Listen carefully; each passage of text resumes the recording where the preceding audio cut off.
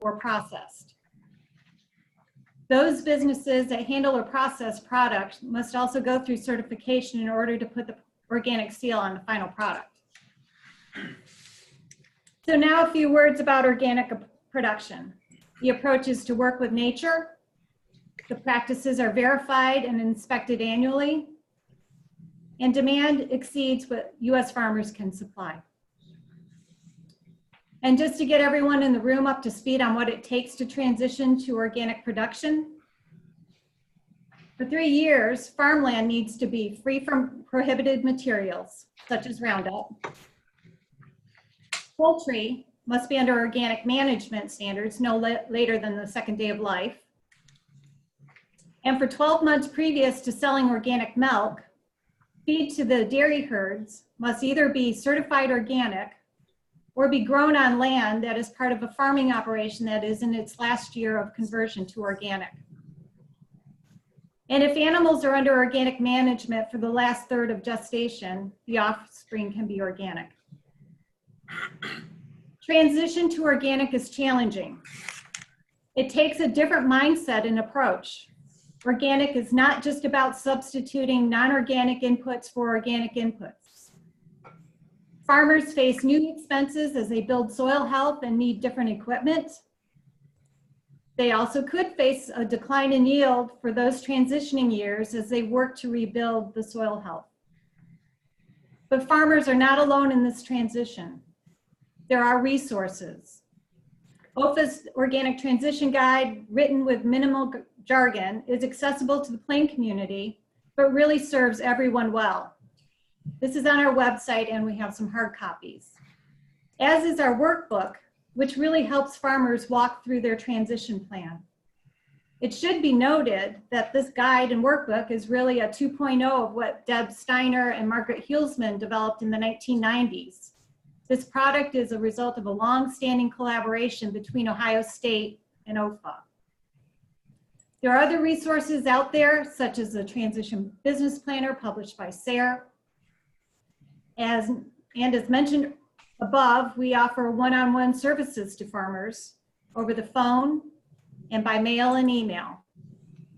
And we currently have some funding to send Farmer Mentor out to work with grain farmers. And demand for help is great. As an example, over the past year, Julia has worked with more than 60 farmers transitioning to organic grain production. The Natural Resources Conservation Service can provide cost share for conservation improvements on the farm. NRCS has various programs, including the Equip Organic Initiative. NRCS can also send a technician out to provide on-the-ground recommendations for needed conservation improvements. The Conservation Activity Plan, or CAP 138, actually helps a farmer write his or her organic systems plan. So what kind of research does organic need? We thought we would start with the National Organic Standards Board. Each year, the NOSB provides an annual list of research priorities for organic food and agriculture. Here are OEFFA's priorities from that list. Priorities we see for our farmers, and for more detail, please refer to the document that Cassy circulated on our behalf. We need to find viable alternatives to the synthetic input, and I'm always going to pronounce this wrong, methionine, and to help find approaches for making that more commercially available. Bio-based mulch film. This could provide an alternative to plastic covers, which we see a lot in organic vegetable production. There are a lot of questions that would be useful to have answered, such as how rapidly these mulches decompose, how do the breakdown components influence community ecology and ecosystem functions of soils, plants, and livestock that graze on crops grown in these soils. Research that look at no-till practices for diverse climates, crops, and soil types is not only needed for organic farmers, but this research can serve all farmers in the face of climate change. And a challenge for organic farmers, the coexistence of GE with organic. One issue is related to seed purity. It's a real problem organic farmers face if their seed supply is contaminated with non-organic seed and the crop is grown as organic. Another issue is contamination due to genetic drift in fields and possibly from transportation. Farmers need effective prevention strategies. Contamination means they can't sell their crop as organic. And of course, we need alternatives for the linings of cans and jars used for organic products. Additional research needs that we've flagged: herbicide drift and compost contamination. This is an area that particularly affects organic farmers and warrants on-farm research.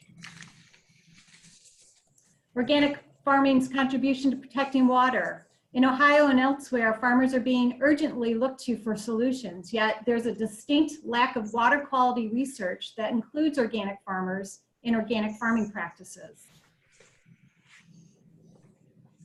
We also could use enterprise budgets for organic crops in Ohio, as well as economic case studies for organic producers or transitioning producers in Ohio.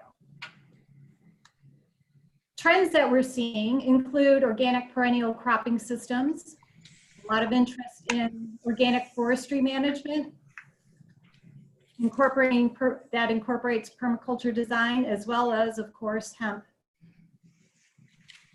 I'd like to share some additional needs to be thinking about, such as, in getting suggestions about getting input at the front end of research.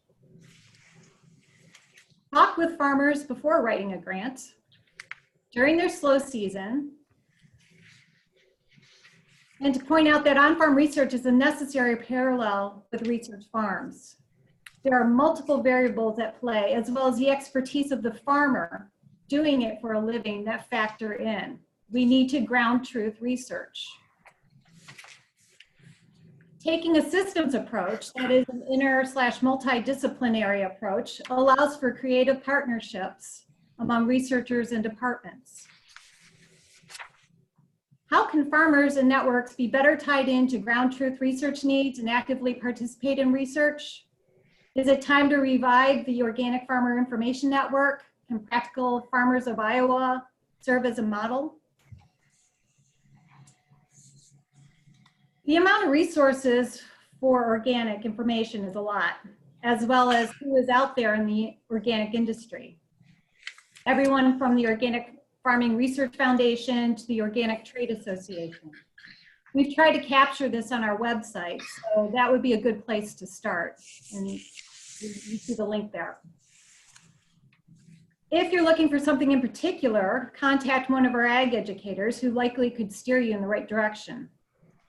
I wanted to mention that Kathy Bielik had worked on this site some years ago as part of a SARE grant we received. This is another example of collaboration between Ohio State and OEFFA. So some ideas about how interim and back-end findings can be shared with the organic farming community. Winter farmer meetings, newsletter articles that are written in plain language with just the nuts and bolts, one-pager technical publications for sharing online and in print, jointly promoted webinars, the Learning to Evaluate Reed Management Strategies presented by Ohio State and promoted by OEFFA was held earlier this month and attracted more than 50 participants. Other outlets include the NOSB, various organic industry members, organic inputs to inform certification agencies and OMRI, and to vets who serve organic farmers, providing information to them. So how can we work together? We need extension trained to understand organic certification to be able to advise and assist farmers. It's a worry that organic farmers might be given incorrect information. Their certification is at stake. Or worse, to have people talking negatively about organic when they're not really working with a complete understanding. Should we have a more formal relationship that brings all institutions and stakeholders of organic together? We know some or most of grant programs that support organic research want to see endorsement of the proposed research by NGOs, and in many cases have their active participation in that research.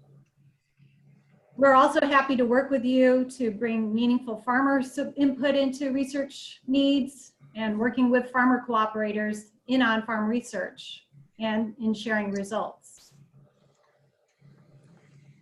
So we are happy to help wherever we can, and we have a process of requesting a letter of support for our partnership.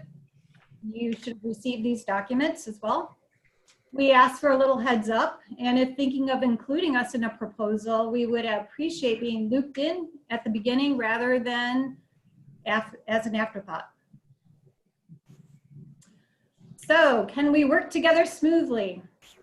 While we've been included as partners in a number of research proposals, at times coordination has been difficult and we've not been able to contribute to the extent envisioned. I'd like you to understand that given the financial reality of small nonprofits like OEFFA's, it's a real detriment.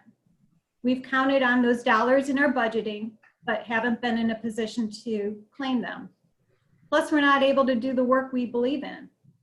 So our ask to you is this, is that when we do work together, and we hope we can, that we all be dedicated to making the extra effort to communicate and coordinate in the ways that's required for collaboration among organizations.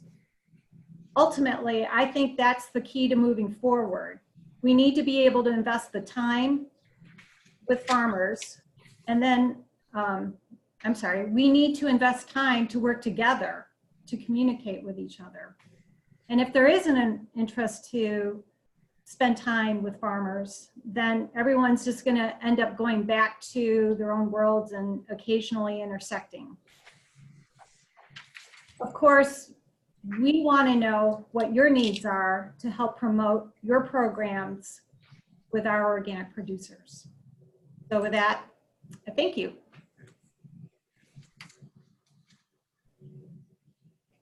So we have time for a couple of questions for Renee now.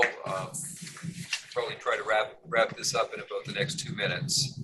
Questions for Renee? Renee, can people reach out to you, just send you an email, give you a call? Yeah, of course.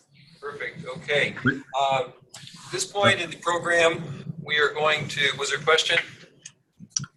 This is Eric from Fulton County Extension. My question to Renee is it possible, when you talk about relationships and collaboration, is it possible for those of us out in the counties to have a list of organic farms or farmers that are in in our counties? I don't know how to handle that and be sensitive at the same time, but from my perspective, it would be very helpful to know that.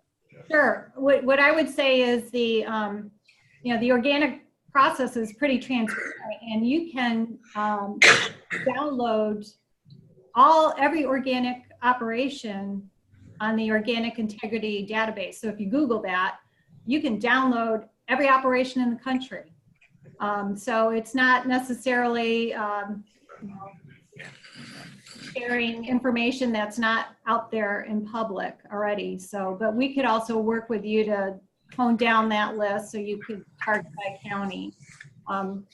We don't certify every operation, but it's not hard to find out every operation in Ohio. Okay, well, thank you. I'm going to turn the meeting over to Doug Jackson-Smith. Doug's a professor in the School of Environment, Natural Resources. He's been here for a few years and is already pretty heavily involved in organic research. Doug's going to be working with the farmer panel this morning. Great. So I was going to ask the 5 panelists to come sit up here, mainly so that the people watching on TV can see them all in one moment. We don't have to swing cameras around. And as Doug said, I'm new to Ohio State the last 3 years, but involved in some organic research and been a fairly big advocate for trying to get farmers more engaged, or at least do this on-farm work, do work in collaboration with the farm community, because I'm fairly convinced that there's a wealth of expertise we need to integrate into the work that we do here at the university, and that's the fastest path to bring that into the conversation. So I was pleased to have a group of farmers be part of this event. They were sent some questions. We got more questions than we have time, but what I'm going to ask you guys to do is quickly go down the row and describe your farming operation and why you're farming organically. So what is it about organics that's interesting to you? And if you can, reflect a little bit on what some of the challenges you're facing as an organic farmer that you think are things that we need to be paying attention to. And maybe I'll start at this end. Dave. Dave Shively, organic grain grower in Henry County, and I've been organic for 15 years and the current president of the grain growers chapter, OEFFA grain growers. Got started a little bit interested in organics first by economics, probably the first thing, what intrigues everybody. But after the first year or so, it just turned out to be that I felt like I was really doing what was best for the earth and soil and everything that we need to be concerned about. My biggest challenge is the weed pressure. I'm sure every organic farmer will contest to that. And right now, the other challenge is imports and cross-contamination of crops, GMO crops and sprays. Good. David? I'm David Raeburn from Wayne County, Ohio, and we've been certified organic since 2008, and I'm a vegetable grower. We generally grow about 25 acres of vegetables, and I guess when I started doing organics, I was growing conventional vegetables, and I got involved in the local co-op Greenfield Farms, and so that's kind of how I got started into organic, basically to help with the programs of ours, and we just kind of one field at a time, a little by little, transitioned to farm until last year was the first year that we had complete the organic farm. So I guess you could say it just kind of grew on me, and there's been a lot of challenges on the road, but some of them were not as big as they look when we start. But some of our big current challenges are just as far as production challenges on the vegetable. I would say pathogens, insects, and weeds, probably in that order. And for us, just more research on how to control like the downy mildews. Plexosporum on zucchini is something that has really in the last few years hurt us quite a bit, and I would love to see some more facts on that. And then just the blight on tomatoes. As far as insects, some of our biggest challenges there are, one of the big ones for us, we've got a high tunnel for cucumbers that we do cucumbers on the inside, and aphids has been a really tough one for us on that one. Also, like on the cole crops, flea beetles and peppers, tarnished plant bugs. Cucumber beetles is always a challenge on the vine crops, obviously. And then the weeds, I think it was interesting to see Renee's part there about the plastic breaking down, the biodegradables. Of course, one of our we do quite a bit of plastic mulch on our farm, and 10 years ago it didn't really bother me, but anymore it bothers me to dispose all of that plastic. And I guess one of our goals on the farm is to not just all in one time, but we would like to reduce our plastic usage, and whether that's with a biodegradable that would be great if we'd have it biodegradable, that was organic allowed. That would actually, that would really help me as a farmer. But also, I see some opportunity in the tillage, shallow tillage, and in that arena that I think could be improved quite a bit. In fact, I think was at the Pioneer Equipment's dealership conference just yesterday. I helped them out a little bit there, and they're were showing a prototype of a cultivator that they were focusing on shallow tillage. So I think there's opportunity there to improve what we've been doing there. As far as biggest challenges, if now speaking from the co-op, which I am involved in quite a bit, is marketing is always the big challenge. So whatever you as OSU could, I don't know what you actually have as far as market research and all that, but that is always a need for that. So,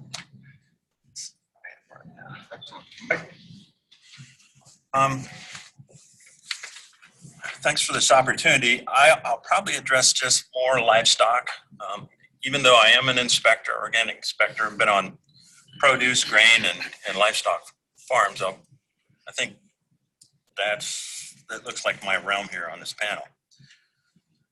And in the background with the grazing conference, we're at our 19th year in the grazing conference, which pasture and organics go hand in hand. It's a natural transition for pasture dairies, pasture sheep, and such to make that transition to organic, and they're one and one.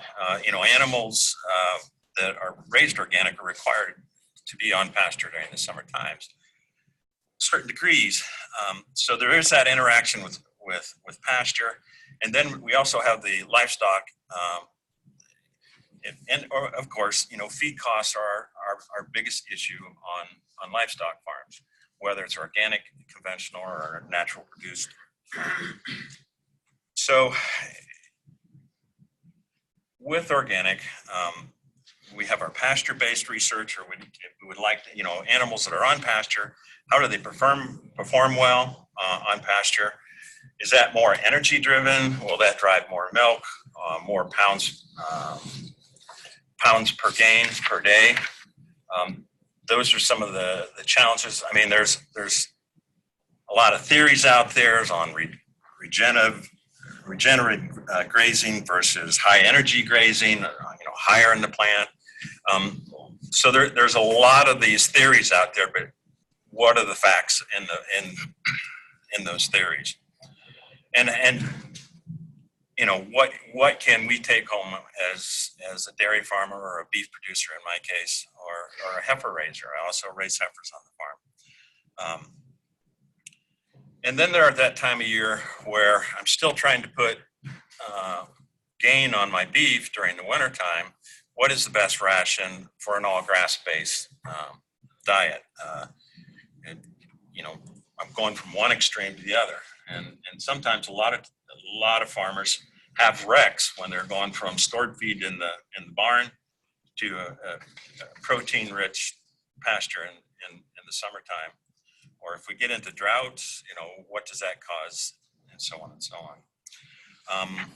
So there's the opportunity for research in reducing costs in feed.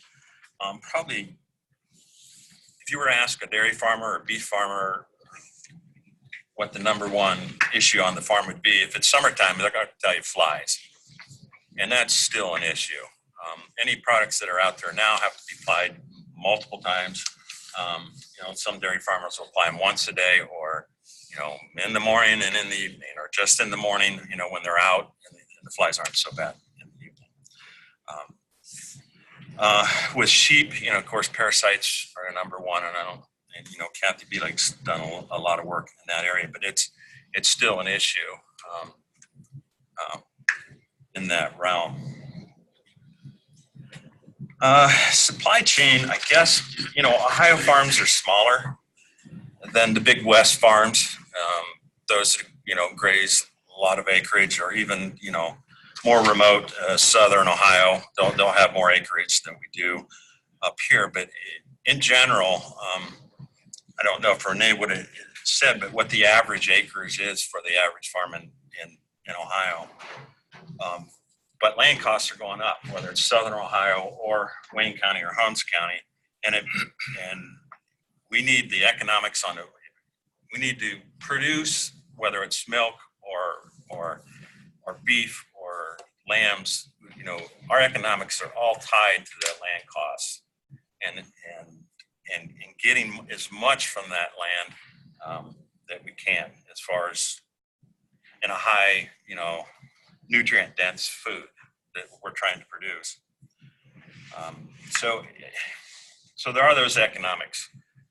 Back to I'm going to jump back and forth in livestock, but back to pasture. What are the economics?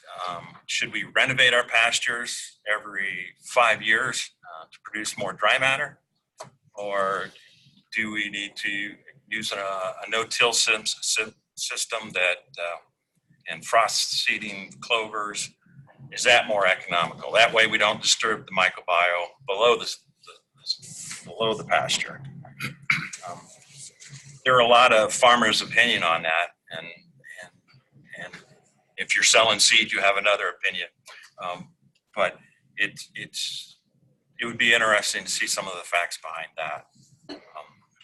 Since we are working with a small land base, we need it to be as productive as possible.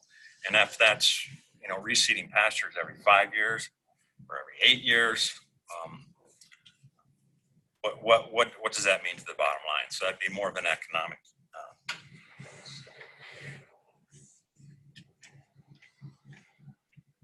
The other thing that's been a struggle on my farm, everybody had a struggle for the last 2 years with weather and weed control, and livestock guys have the same problems. They're not trying to keep weeds out of the furrows of their corn. They're trying to keep weeds out of their pasture. So we struggle with that. We struggle with trying to keep growth off our fence lines, because we are moving our animals, and it would be nice just to wave a wand and make that fence line disappear with multiple roses and such, and do it organically and not with Roundup or something that's evasive like that. And then probably the other main thing is supply chain. And this, since we are small farms, it's very difficult for us to put a truckload together. And I can get 50 cents more a pound on my organic beef if I could put a truckload together and send it to North Carolina. But my farm does not have the ability to. I can't even get a semi truck in my lane of my farm. But I would love to have the benefit of that extra 50 cents, 60 cents per pound on my beef, if somehow we could make that supply chain work for the smaller farmer. And I think that's all going to. It will also be the case for land production and so on and so on. It seems that there are a lot of farmers that are dropping out of the dairy business, and they're looking for livestock to put on those farms. I'm seeing a lot of sheep out there, and questions about beef. Once again, they're not big enough to put truckloads together. But where is that opportunity? How do we put that opportunity together? So that's supply chain that falls into economics. Great. Keep moving down. We'll be able to jump back in if that's okay, Mike. Sure. Steve? Okay, my name is Steve Turnow, cash grain farmer, Ottawa, Lucas, Sandusky County. Actually, I live about 1 mile from Lake Erie, so we get a lot of feedback from the lake, and the lake levels are really high right now when you're trying to fight the water with the water this summer and coming down out of the sky, but then you're also fighting the water coming back from Lake Erie, where we have dikes and pumps, and so we have water issues like that. But I started farming in 1980, and then we switched over to organic in 1998. So I got about 20 years of each, and so I got a kind of a good comparison on what's going on there. We were completely organic by 2005, 1,700 acres. My family was in the alfalfa business, dehydrated alfalfa business. We made little like rabbit feed, but a lot of that went to chickens and guinea pigs and country hen on the East Coast back in 1996, started converting into organic. And so there was a need to get some green product into those chickens that would make that egg a nice yellow yolk and with all the vitamin A and all that stuff. So that's kind of how we got into that, through the organic alfalfa pellets.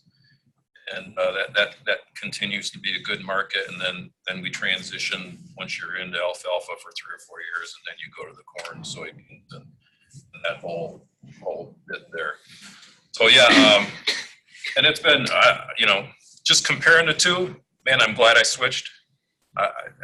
Economically, it's been good. I feel better. I don't have to spray all that garbage on the field. I really like it. I haven't owned a sprayer in 20 years, except for now that we kind of got into the squash business, just kind of a side thing here. I hired a guy that was in the squash conventionally, and so I kind of gave that to him, and I said, you figure out this organic thing. And he's doing a good job. We're using neem oil, and we're using some garlic on there and some organic products. And so that's kind of a sideline there, but it's kind of fun to get into that kind of stuff. Even like the corn and beans that this last couple of years, we planted some sunflowers, and we're actually harvesting them now, and we're getting into organic canola. I really think it's important, not only for the organics, but and I think this is where the conventional farmers kind of slacked off and fallen away, where it's just been the corn soybean mentality, and I think it's caused problems with weed control and problems with phosphorus in the water. I think if we would have a longer rotation with wheat and other crops, that we could control things, and perennial crops, we could control the phosphorus issue a lot easier.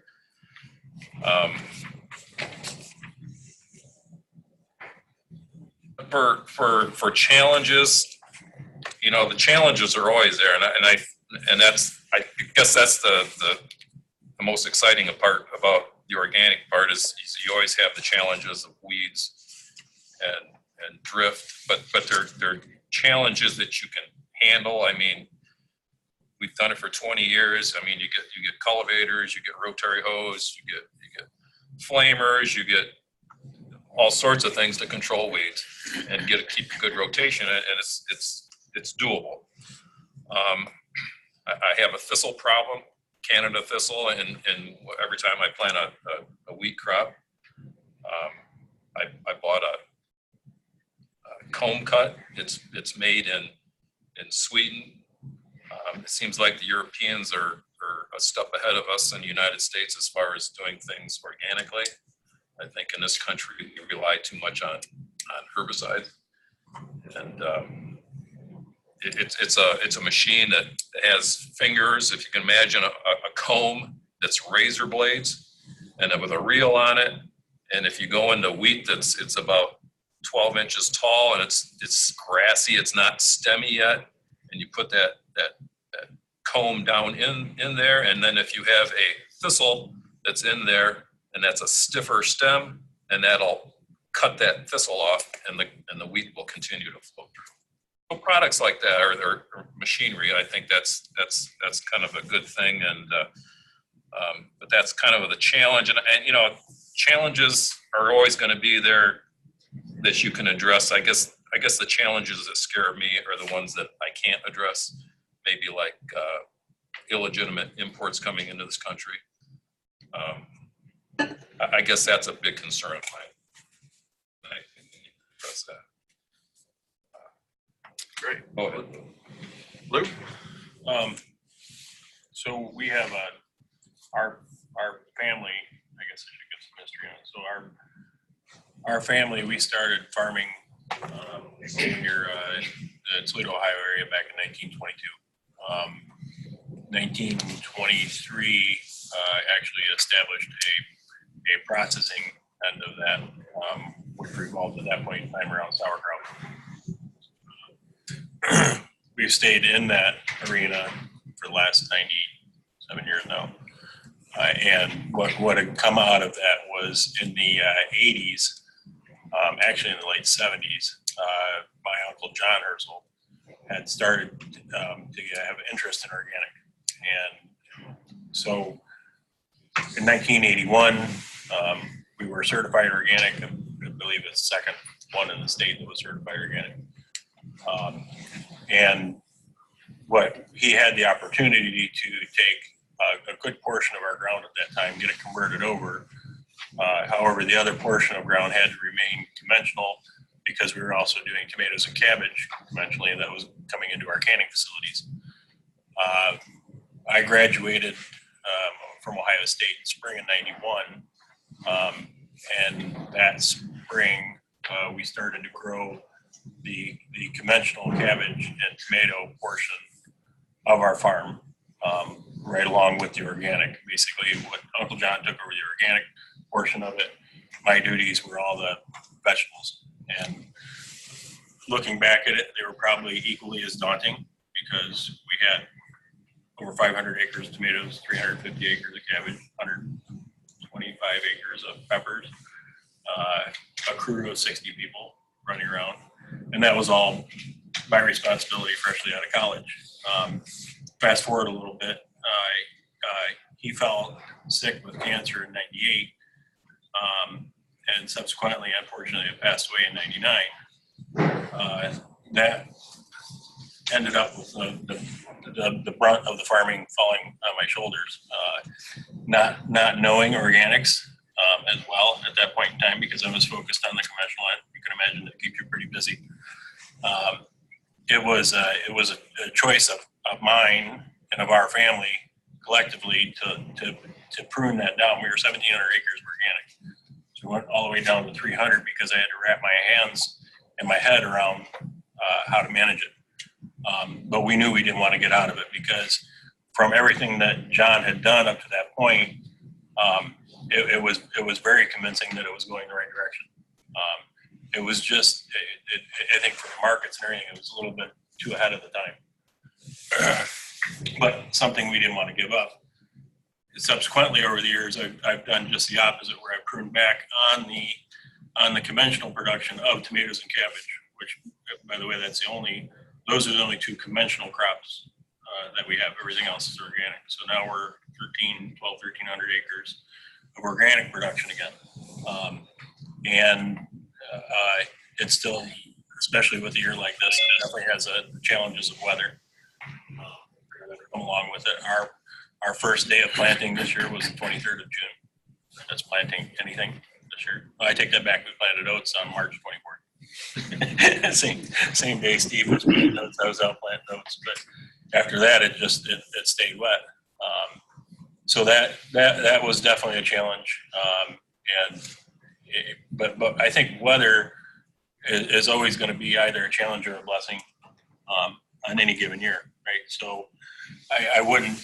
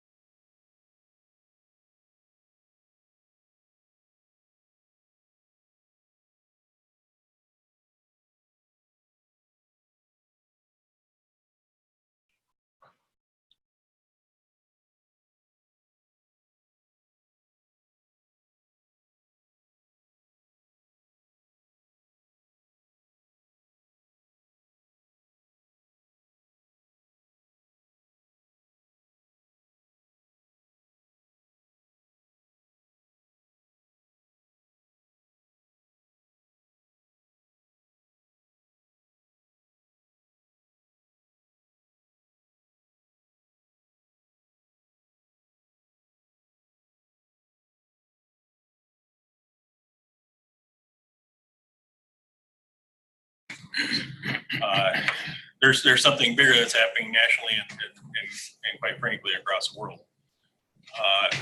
That's in reading through this and just hearing right now from the group in general. Our challenges is not, it's not our neighbors.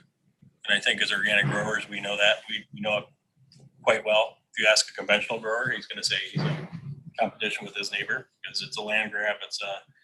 But all those things that we don't like about conventional have the possibility to fall into the realm of organic very easily.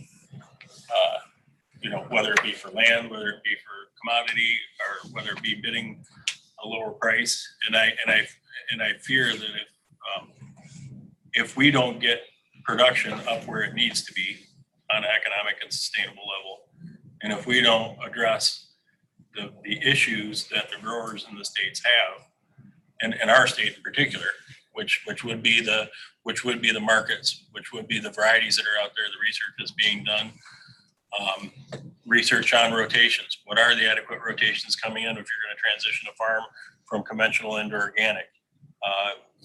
What's the economic impact that we would run into depending on how we did that rotation? That's some of the things I think the university is well positioned to study. And it doesn't require a massive amount of resources, but it's something that's going to have to be done because the growers that are coming in now that want to become organic, they're going to need that information. We know it. The guys up here on the board, this panel, we know what it requires to do that, but that's only because we made a lot of mistakes, expensive mistakes, and I don't think that number one the time or the economics allows a grower coming into that now to do. They couldn't afford to do that. I think midway through it, they would find out with pressure from their father, their uncle, their grandfather, whoever coming down and saying, yeah, I'm not seeing it. You got a weedy field, you don't have the production. The bean prices went from $20 down to $16 now, right? There's not enough stabilized in that market, both in the market and in the production that support a young farmer, a young grower getting into that. And I deal with a lot of these small growers. I mean, at any point in time, I would say upwards of 25, 30 of them throughout Michigan, Ohio, Indiana. And I hear their struggles because they're saying, geez, I did this and it turned out well and I got really weedy and I tried to get in there when you said it, and now Uncle Bob is upset because it was his farm and now his farm has weeds on it. He's never seen weeds. And quite frankly, when it comes to a university stance on it, I think the universities that are doing this right now, and you guys are well aware of the ones that are doing it, but they are addressing it on more practical terms.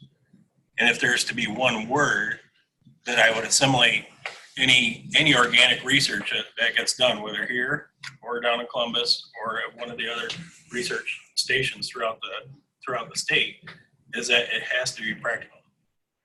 It has to be practical and readily implementable. Because we know it, and we can all be frank about it and say that Ohio State is behind, quite a bit behind from the rest of the major universities that are doing this. That being said, there's not a whole lot of time to ease into this, so to say. You know, it's going to be looking at projects, evaluating them, and saying, is this going to produce something in 3 years? If it's not going to turn around in that quick of time, we'll always be on the back end of this. I don't say that to sound harsh. I say that to sound honest, because it does take that. And there was a comment. I had a young gentleman that had called me, and he said he's been following a lot what's going on in Michigan State. I haven't. We've been too busy farming this year to follow it much. But he said he's really found that to be quite helpful for what what they're putting out. He said there's a lot of communication that comes out, a lot of time that's spent on their research farm, if you will, of their different tools. I've talked to equipment manufacturers that have their equipment up there, and they're hoping to get more equipment up there for them to use, for them to promote, say this is what happens. And it's not complicated things, but it's definitely something that the university could take the brunt of that, the cost of learning that. They could take that out of the equation for a lot of these small growers, because everybody knows that's costly. If Steve goes out and buys a piece of equipment that nobody's ever used before, he has to, that capital cost to him is something he's not going to be able to get rid of. And if he finds out if it doesn't work, or it only works well in one condition or another, one soil type or another, one stage of crop growth, that's not something that can or should fall on the shoulders of the grower. I mean, that's, if the university looks at it and says we need X amount of money to do that, I think that's definitely one of the things that should be right at the forefront of it. You know, and I agree that that's not the scientific mantra that the university wants to follow. Not wants to follow, normally follows. There might be a great desire to follow that. However, it's not standard for a university to do that. And I think that departure is something that would greatly benefit any of the new growers coming into it. And the rest of the panel, you guys are, Dave or Steve or anyone else, happy to chime in if I'm. We're running short on time, but the next section is going to be really focusing the conversation on the history, but also the future of what Ohio State can do. And before we make that transition, the one question, and you've spoken to this, Lou, more than the others, but I was going to ask you guys to each think of an example of one of the better things you've seen come out of a university. It doesn't have to be Ohio State. Universities do research. They sometimes work with farmers to help farmers do research. They do extension and outreach. They can coordinate institution building, co-ops, organizations, partnering. There's a lot of roles we've played or can play. And this is a moment when we're looking to focus and energize the work that Ohio State can do in this space. So just nice to hear your thoughts of something out of your recent or from times past that you found to be really helpful or inspirational or useful. Doug, and I'm going to suggest that we burn into about 10 minutes. Yeah, of the I was going to next do time. that. So we're going to burn into the next time slot. Who wants to start with an example of something? If you can't think of any, that's telling. Yeah, I'll start. I don't know how far I want to go. I've been leaning more to Purdue. Purdue is taken off, and I know a number of people with Michael Dell with the program out there. It just launched. Yeah, it just launched. I mean, they saw a need for an organic program. They dedicated one person to do that. That's taken off. I started out, he just going to do a seminar for organics. He had to turn people down because he didn't have a big enough venue. The next year, it's doubled. It just launched. So are they doing, interested. is the most exciting thing doing the research itself that they're doing, or is it also just having these kinds of organizing opportunities to have conversations and share information? Organizing opportunities and bringing in people who's been in it to inform new people that are interested in it and explaining some of the things. There's a lot of interest of guys wanting to do this, but they're just afraid to almost pull the trigger to some degree. I would talk about Aaron Silva, but Madison, I know, talked to, with a no-till roller crimper and doing a lot of that. There's people who are doing things. They're just advancing on. They're moving. They're ahead of the race. Good. I'm just my thought. Oh, that's great. David? Well, when I think of university projects that have really helped me, the first thing that comes to my mind is maybe not as much on organic, but it's the food safety thing that Mike Culman has kind of headed and OSU here, that the thing they've done as produce growers, and they were working with both conventional and organic, but you supplied somebody to really head the project, and they did a lot of research on a lot of the different farms and stuff, and they've been able to really help us at the federal level as far as regulation. So that's something, and I think if we just take that kind of prototype, and I think any project you do, first important thing is to have somebody in charge of this, and I think it would be very helpful, on these projects. I think the farmers really need to be kind of involved, but somebody has to head it, So I see a lot of opportunity there, working with Greenfield growers and Organic Valley growers, and as far as the co-op and the individual growers, if the right person would head it from here.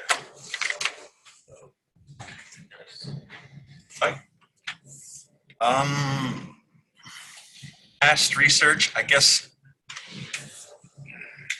my age, but Dr. Zartman probably was, and he, it was the Mahoney product, and that was, what is that, going on 20 years ago?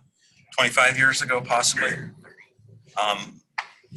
A lot of that research back then was really relevant to an emerging grazing base.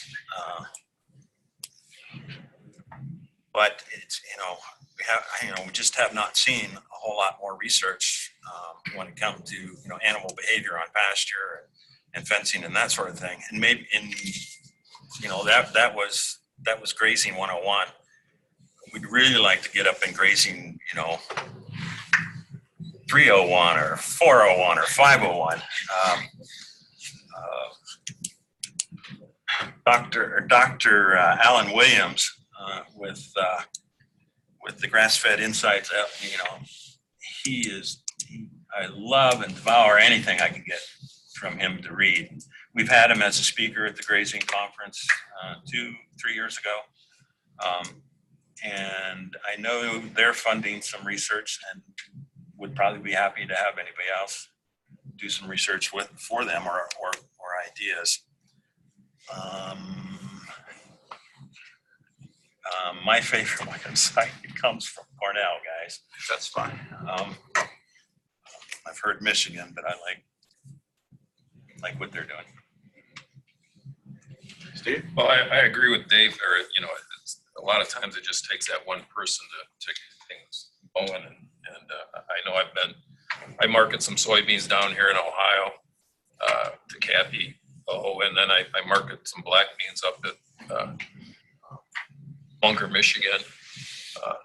And I go to these meetings, in these grower meetings, and I go up to Michigan State, and I also buy some or sell some corn up to Herbrooks up in Saranac, Michigan, and they have these grower meetings, and MSU's right there. MSU's got a presence there. They got a booth there, and they've got a speaker there. There's times they talk about marketing and where this is all going. And then I come down here to Cappy in Marysville, which is relatively close to Ohio State. You heard nothing from Ohio State. I don't know if there's no interest there or what, but they're doing a lot of organic. They've been organic for, I believe 18, 20 years now. And I've been to the meetings. I haven't heard anything from Ohio State, whether they're promoting this or they have no interest in it. So I guess that's my experience. In 1980, when this no-till all came into effect, Ohio State was all in. I mean, they were in on this, but with the organics, it just seems like nothing. I don't hear a whole lot. You can research it and you can see where they got some pamphlets out and stuff. But as far as I can't tell you what they've done the last 20 years on organics. That's my opinion. Lou, you want to add anything? What I would like to add is I think that Ohio State definitely has the ability to do this. I wouldn't discount. I mean, there's a lot of knowledge here. There's a lot of good research that can come of this, And when your comment was, who are we following? Who are we looking to? And quite frankly, of all the growers that I've talked to, the work that's been done in Ohio on organics comes back to that man, Alan. Sure. Probably the most followed and the most attended at our meetings, right? Who's the guy that always shows up at the meetings? And there again, it was the simplicity that caught everyone's eye. It was a simplicity because it was, and Deb was also involved in initially setting that up out there at the research farm. And we looked at it and said, well, it's only going to become a field trial. And of course, universities and anybody trying to write papers or get tenure, it doesn't bode too well, and rightfully so. However, it didn't gain any traction with Alan was able to gain the most attraction of the organic group for Ohio State than any one person probably outside of Deb, I would say. You initially started it, and Alan continued it. And by the way, with a very meager budget, I might add. But whatever Alan did come up and did bring up to our group, it was practical. I know Erin Silva. I actually know Erin Silva quite well, and she gets all excited when she starts talking about these practical farmers of Iowa down there, that group, because she's like, wow, it is practical. It's practical. What they're doing out there, what she's doing is extremely practical, and she's doing it in three states, at least 3 states that I know. But that's if you want to know what the organic world is following, that's what they're following. Now, I also think that type also needs good science behind it, good research. So it's not that you're going to eliminate the research end of it, because you do need that science behind it. But in order to keep current, in order to keep fresh, you have to have these practical, implementable steps, procedures, and I think that any one of us in the panel would agree to that. I mean, you can always dig in deeper into it, but if the time consideration and if it's proven, and the reason I come back to Alan on this is because he had a really good system of saying, yeah, I tried that, it didn't work. We had the weeds out there. We with soil balancing, with whatever. It was practical. It was true. It was real. It was a big field. You walk out there and see it. You see for yourself. And I think that we all learned from what he was doing over there. So that's, I guess I don't want to discount. It would be easy to discount Ohio State and say they haven't done enough in organics. I would say that they've done more than they realized in organics, but it just wasn't okay. I would say we don't need to reinvent the wheel. We just need to refine it and make it smoother, operational, and do things that, like Lou said, is really practical for the individual farm. It just, and that takes it takes some research and advancing fast. Yeah. Good. I think it might be good to shift gears, but I'm sorry. I just wanted to ask a quick question. How important is it that the research be done on farmer fields versus on, let's say, university fields? I think it would depend on the research. I think the replicated studies are just fine happening close to where, because I realize, and I think everyone here knows it as well, that there's budget constraints, right, that are put on the university.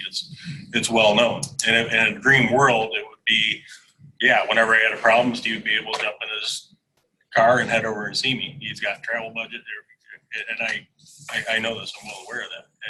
But I think that once you start getting into the research end of it, and you're doing the replicated research, I think that's fine to happen here or over in Fremont or wherever it needs to happen. Once you have something, if you're going to prove a system, I think that needs to be done on a wider base, on a grower at a grower's. And I think that was one of the questions that was asked of me before, and I think maybe in our soil balancing, but it was one of the issues that came up by saying that would the growers participate? And I would say this myself and Dave, and we would be delighted to participate in something like that. I mean, and we used to. I'm saying we in the vegetable industry, we used to do a lot of that. We still do. Now what we've done is we actually take David Francis's work, which he will do his replicated studies. We'll take his work out, and then we'll put field trials out of it. And the biggest reason for doing that is we have to do that on our own farm before it goes out to any other grower, because you might find out there's an anomaly in it. It didn't show up in the replicated studies. Once it gets out to the field, now you're seeing it. And like I say, the science has to be behind it. I'm not discounting that at all. Okay, I think we'll wrap this section up. You guys are going to be here for the opportunity for questions. Some of us are going to meet over lunch. We're going to transition over to Deb Steiner. It's just a real pleasure and a kind of a joy for us to have Deb here today. Deb was the founding director of the OEFFA program, and actually I think probably almost everybody here knows Deb. Deb, I think that Ken Scaife and Cassy Brown, who are speaking after you, like they can really shrink their presentations up a lot, okay? And you don't have to. No, I will. I only have a few slides, and really, I kind of want to tell you the story of how OEFFA began, and it actually.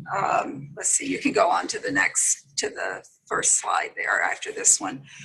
So it was officially established here at OSU in 1998, but its origins actually go back probably at least 5 years. This is something I need to confirm with OEFFA. And it was a group of some of the early folks, and I had their names, I think, later, but John Hertzfeld was a very, very important stakeholder. Louise Warner, Rex Spray, some of you may have heard of. He's no longer with us, but he is a moralized organic farmer that Ben and I worked with very closely. They went to our former director, Tom Payne, and took him out to lunch, just like the corporations and the chemical companies would do with folks at OSU.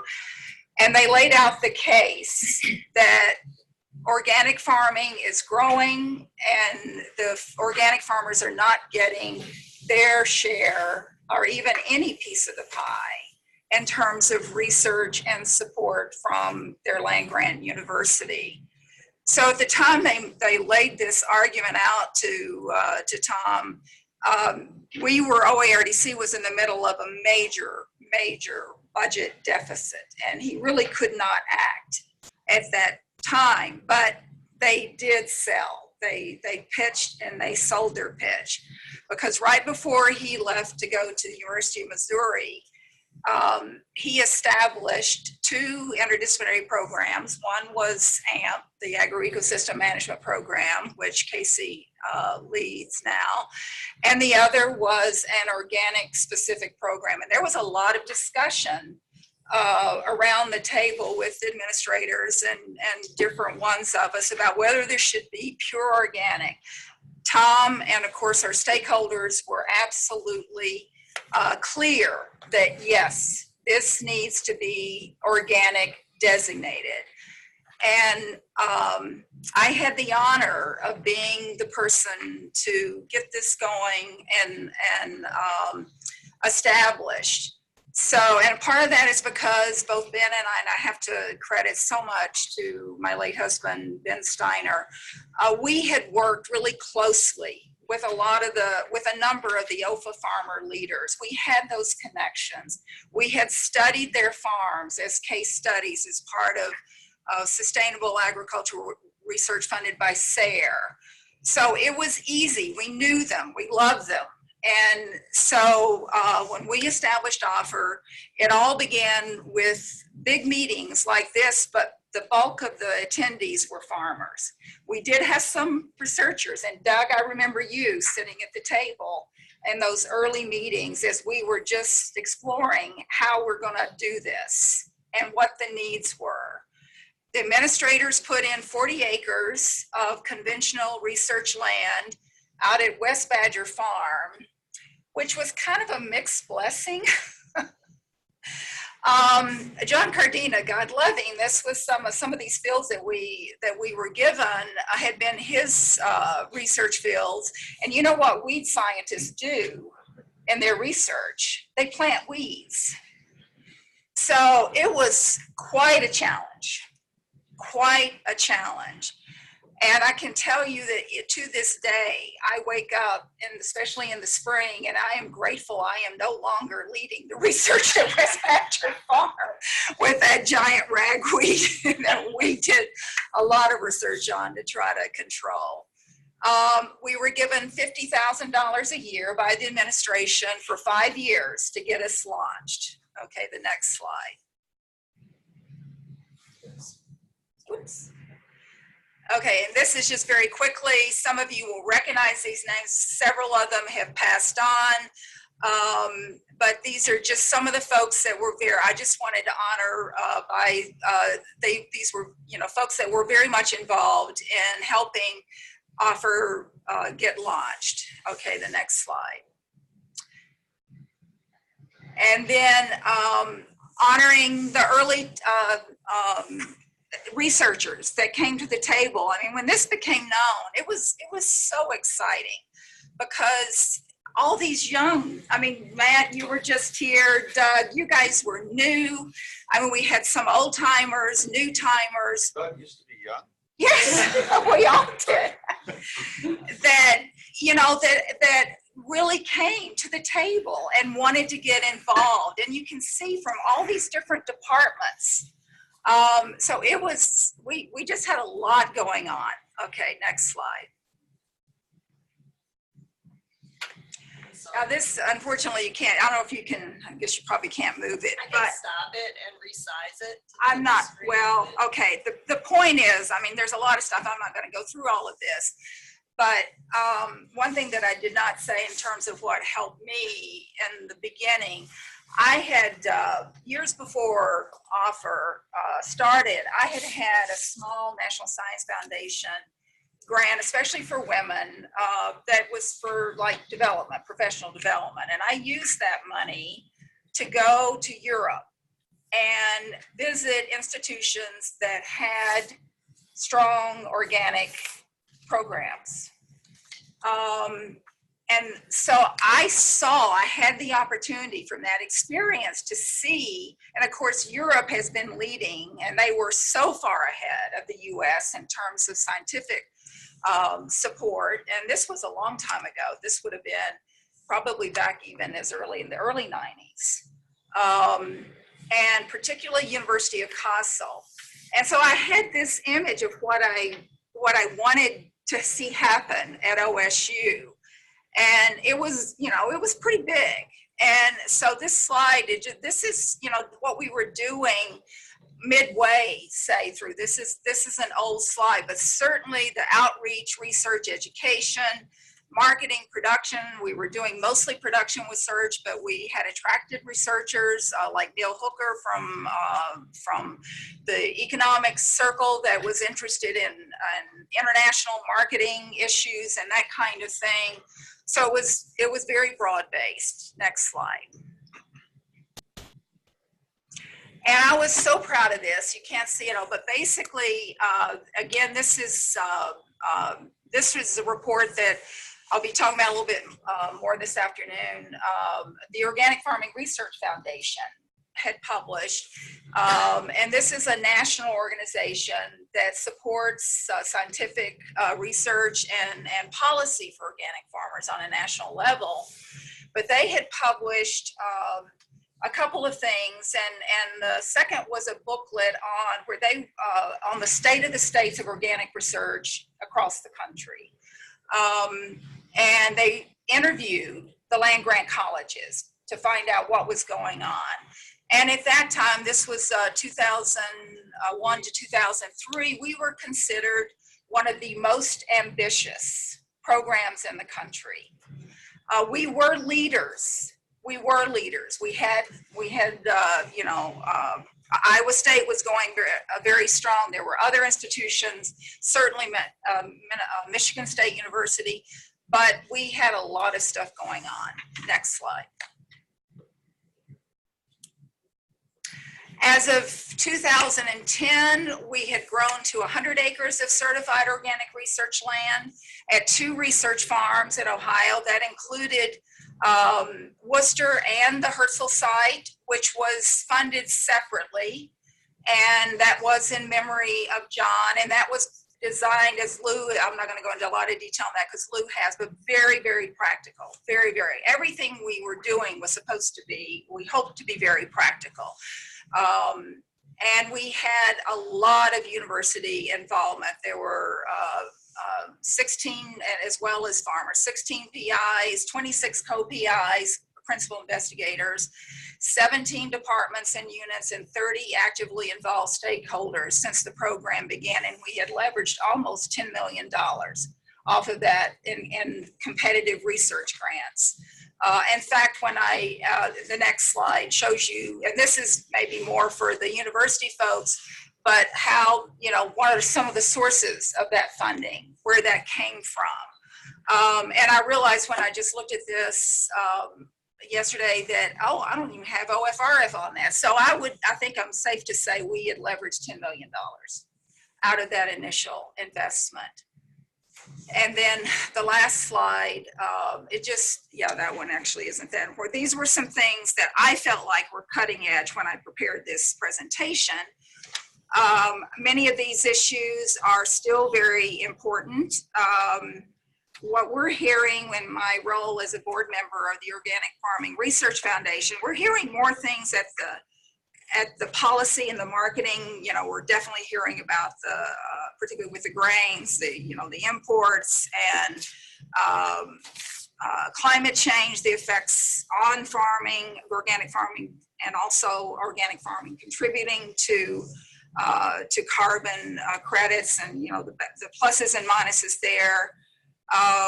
So it's a new world, but that at least gives you some perspective, I think, on where we came from, and I'll be glad to answer any questions. It was definitely a labor of love, and there were so many people that Alan and I worked together. Oh my goodness, did we ever? And Lou and the farmers. It was a really rewarding thing. And one thing I will say too, and I'm sure many of you researchers here know this, but what Ben and I both learned when we started doing those case studies with the early OEFFA farmers like Rex spray, it greatly enriched our lives as scientists and as human beings. It made things come to life compared to just, being in the ivory tower with the replicated studies. And we learned very quickly that the farmers know how to do the farming practices a heck of a lot better than we did. So the on-farm research is really a good thing. I know it is logistically hard, and there's definitely reasons to have the certified research land to do those more controlled studies. But as you guys go forward, I would strongly encourage you to, seriously consider more on-farm research. And I'll talk more with OFR, but I will say that this farmer involvement from the beginning, I don't care. I wrote a lot of OREI proposals. I actually worked with NIFA, managed a couple of those panels in Washington after I retired from Ohio State 2011. Real farmer involvement, not token. That's true for us at OFRF. We can smell it if it's not real. But it will do what our farmers are telling us in terms of making it practical, and it will enrich in your life in many ways. from my own experience. So I don't know, hopefully I didn't use all I my, think we've got time for a few questions. yeah, so please.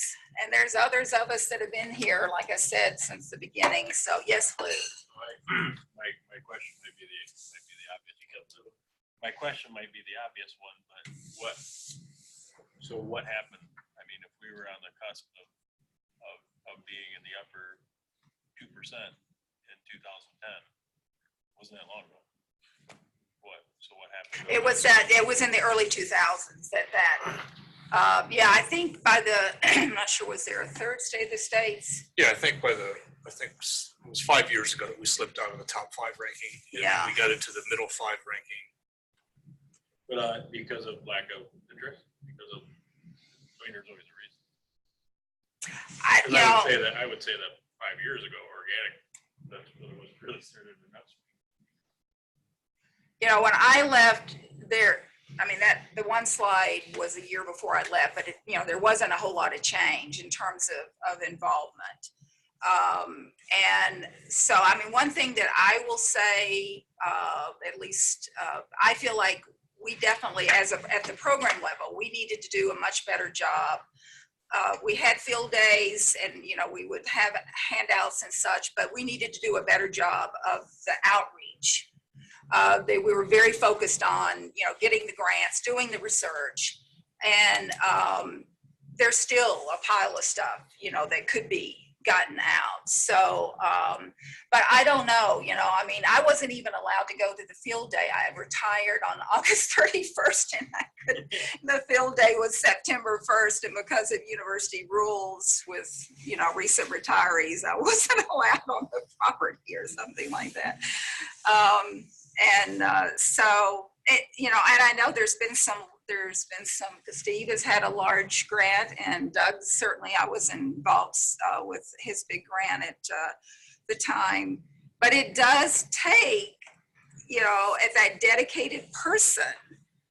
And I was that, and I was a research scientist. I had gone through tenure as an adjunct professor, but at the time I was in this position, I didn't have to, I wasn't responsible. I didn't, this was my job, and it was my passion. And having the connection with the farmers and, really enjoying working with my colleagues and also the vision, kind of having that big picture, knowing what was needed. We really got to work on this. And I think maybe we didn't do as good a job. At OEFFA, we would have meetings, a workshop where we, collect our farmers would come. We say, what do you need? What do you need?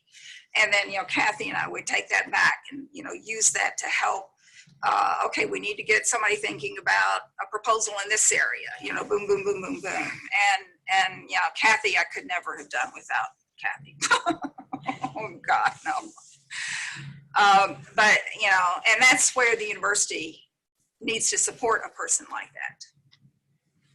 I mean, I didn't volunteer my time to do that, but the university, gave me that opportunity to be that person.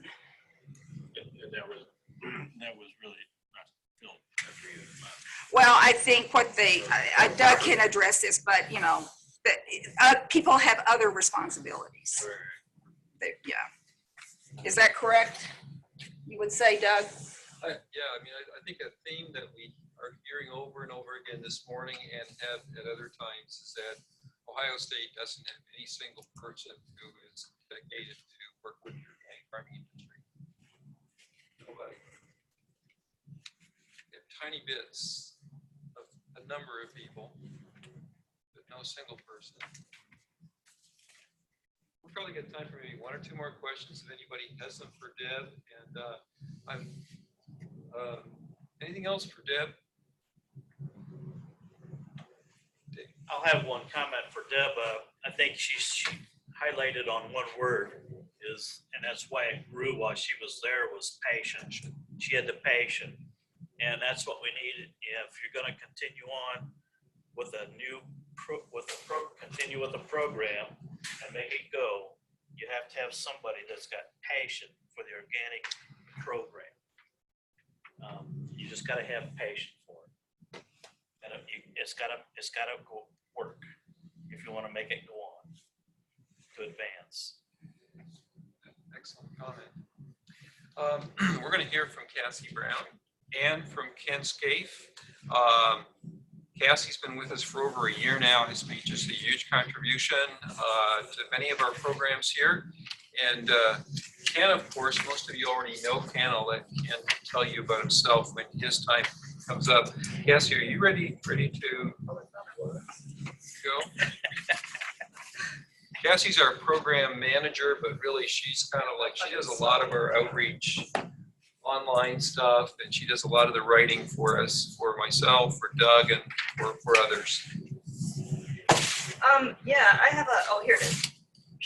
For some reason it wasn't showing up. So I'm gonna go through this really quick, but Deb mentioned outreach, which I'm happy she did. That's kind of what I did. As Doug said, I was brought on to do some outreach pieces for 2 organic projects that were coming to a close. So that's through that work, I kind of found out about OEFFA and kind of saw what they'd been doing. And one of the things I wanted to bring up at this meeting was this listening session review that we did in 2016. I think it's very pertinent to, as we talk about moving into the future, to acknowledge that we had this meeting, and this was probably a lot of you were there at it. I was not. But these are kind of the themes that emerged that the growers and the organic community felt like we needed to focus on as a university, and I think these probably still hold true if you look through them real quick. Enhance knowledge exchange amongst university faculty and stakeholders, engage OSU research to answer some of these compelling challenges that we've heard about at the farmer panel this morning, and then also to build institutional infrastructure and trust relations into the future. So those are important things to remember, I think, as we get towards the end of the day and kind of talk about some concrete next steps we can take. This is kind of what we've been doing. We did have a field day, as we mentioned, to kind of share research results. We do have a booth at the OEFFA conference in Dayton and down the road at Pace at the Mount Hope Auction Center. And that's a way to kind of be present and share information. We have lots of organic projects going on. We have organic research and facilities here. And I've been working on the website, and if you haven't looked at it, I would love it if you did. Let's see. It's offer.osu.edu, and I'm going to let you do that on your own since we're kind of crunching for time here. But I did add a section on fact sheets that are specific to organics. I think half of them were written by Sundermeier here. But also another thing I've started is a little blog. And if you're a researcher and you're doing organic research, or you have in the past, I would love to share some stuff on there. If you have something ready, I'm happy to slap it up there on the website. If you would like me to interview you and write up a quick, short, easy to understand article, I am more than happy to do that. I've done it in the past. It's kind of what I bring to the table. I'm not a researcher. So please contact me. We've had a variety of articles that kind of highlight research. I did one recently on the organic corn survey, which Doug Jackson-Smith was in charge of. And that got reprinted on Morning Ag Clips, so that made me very happy. But one of the things we found in that survey was that 2/3 of the farmers raising organic corn were from the plain community. So is a blog the best way to get information out there? Maybe not. So, you know, things to think about. But we did, I want to say about that survey, that was a really long survey with a lot of complicated questions. And they sent it to every organic corn farmer in Ohio, Indiana, Pennsylvania, Michigan. and they got a 57% response rate, which is pretty good. And what that tells me is that this is a community that wants to engage with us and is willing to participate in our research efforts. So I think that's important to note. And this is also from that survey. You'll see that there's definitely a need for education. This is a chart that shows one of the questions they asked was years of experience farming organically. And take a look at that. Almost half of them have been at it for 5 years or less. So there's definitely a need for sharing of resources and new information. Lots of opportunities for education here. 68% have been at it for 10 years or less, for less than 10 years. So we have opportunities. We have an audience that is growing, that is interested. We do have resources here. We have a history. We have people. We have grant opportunities. We are maybe lacking a little bit of help getting things going and keeping things rolling. Right now I'm being paid a little bit through OEFFA, but it's limited funds. But one of the things I would like to do is kind of look for some more sources of funding, be it from the university or an outside source, and maybe take off with a few projects that you all feel would be beneficial to moving forward. And not just talk, oh, we need to do this, we need to address these themes, but kind of, hopefully this comes out of today, you know, maybe name 1 or 2 or 3 items that we can do right now and get it going. So that's all I have. Please check out the website, sign up for the blog, and I'm gonna turn it over to Ken. I'm going to move over here so you can hear me. I'm having trouble hearing down here. The air handler is down at this end of the room, and I really struggle with it. I don't know about you guys, but I mean, when Lou was sitting over here, I couldn't hear a thing he said. So, and I'm sure the folks that are on Zoom today might be struggling with that as well. I support and provide some leadership for the agricultural operations in our college. The support we provide for organic research at our operations around the state is part of that. Our college, just in a kind of in an overall scope, our college manages 11,000 acres across the state of Ohio. Okay, probably not a lot of people know that, we have a major presence here in Wayne County, about 4,000 acres that we manage here in Wayne County. We have 8 or so outlying ag research stations around the state, presence of course in Columbus, to support agricultural natural resources and the work that our faculty, staff, and students benefit from who interact with our college. So Deb gave a great overview of the origins of OEFFA, and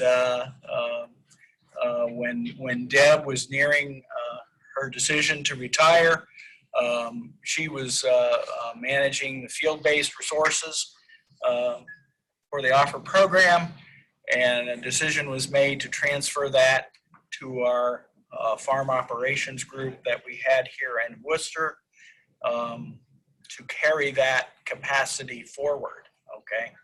And so there were some real advantages to doing that that allowed us to bring to bear some of the resources that we have had with our other research farms. And we kind of integrated those operations over a several-year period. And so, you know, the number of organic research or certified organic acres, we shrunk that a bit because we weren't doing a very great job at managing that well. And if we're going to make an effort to do this, we wanted to do a better job at that. So we've kind of shrunk that land base here in Wayne County. We do have just over 60 acres of certified organic land located at various sites around our land base, from Apple Creek at the Badger Farm, and also up here closer to campus where we work on some specialty crops in addition to some agronomy crops. Gerald Reid, who's sitting over here across from me, is our manager and focuses most of his work on the crop rotations and maintaining that for the agronomy crops. And then we have a team of assistant managers with Josh Heller and Becky Cologne who work on the specialty crops, and Matt Kline is here today, and he works closely with those folks and the projects that they're working on. And Sally Miller has worked with them in the past as well. So what do? We provide support for field operations, and that includes the equipment, facilities, time, management support to establish projects, maintain them, and bring them to harvest. And then our faculty and staff that work with them then are involved in imposing treatments with our staff, and then collecting data and so on to bring those grant-funded projects to conclusion. So Gerald's heavily involved in maintaining the crop rotations, and I'm going to turn it over to him when I finish up to talk in more specific terms about those resources that we have here in Worcester. Also, we've made a change in the last several years in that we were having some issues up at the Herzl site with getting reliable data collected. So we made a decision to transfer some of the capacity there to our North Central Research Station at Fremont to begin transition of about 5 acres where we could do more replicated research, and where we have dedicated staff to support that, who can tend to those projects. So that's on clay loam soil. It's in transition. I believe this is the 3rd year, so we're going to go up for the certification process this next year. Where are we at? Cassy, could you go to the next slide? Okay, I wanted to mention the support that Kathy Belix provides to our faculty and extension folks, and it is very significant, as Deb mentioned. She helps us immensely with the documentation required for the organic certification that we have, and then in providing resources to and collecting the documentation that's required to do the annual audit and inspection. She is a great resource to answer questions related to the products that are used for crop and animal production in a research environment. She also helps us with those questions, and if we need a variance, sometimes faculty have a specific treatment that they want to apply. How can that fit with some of the requirements to maintain our certification? And occasionally we do have to ask and request a variance for those. So Kathy prepared a brief handout on tips and requirements for conducting organic research, and that's on the back table. If you're interested, I think it's a good resource. And for faculty or our extension folks are interested in doing field research on at any of our research locations here at Worcester, up at North Central, I think your best first point of contact is to talk to our farm managers, Gerald and Matt Hoflick, who's the manager at North Central. So the other person I forgot to mention here in the room is Mike Sword over here.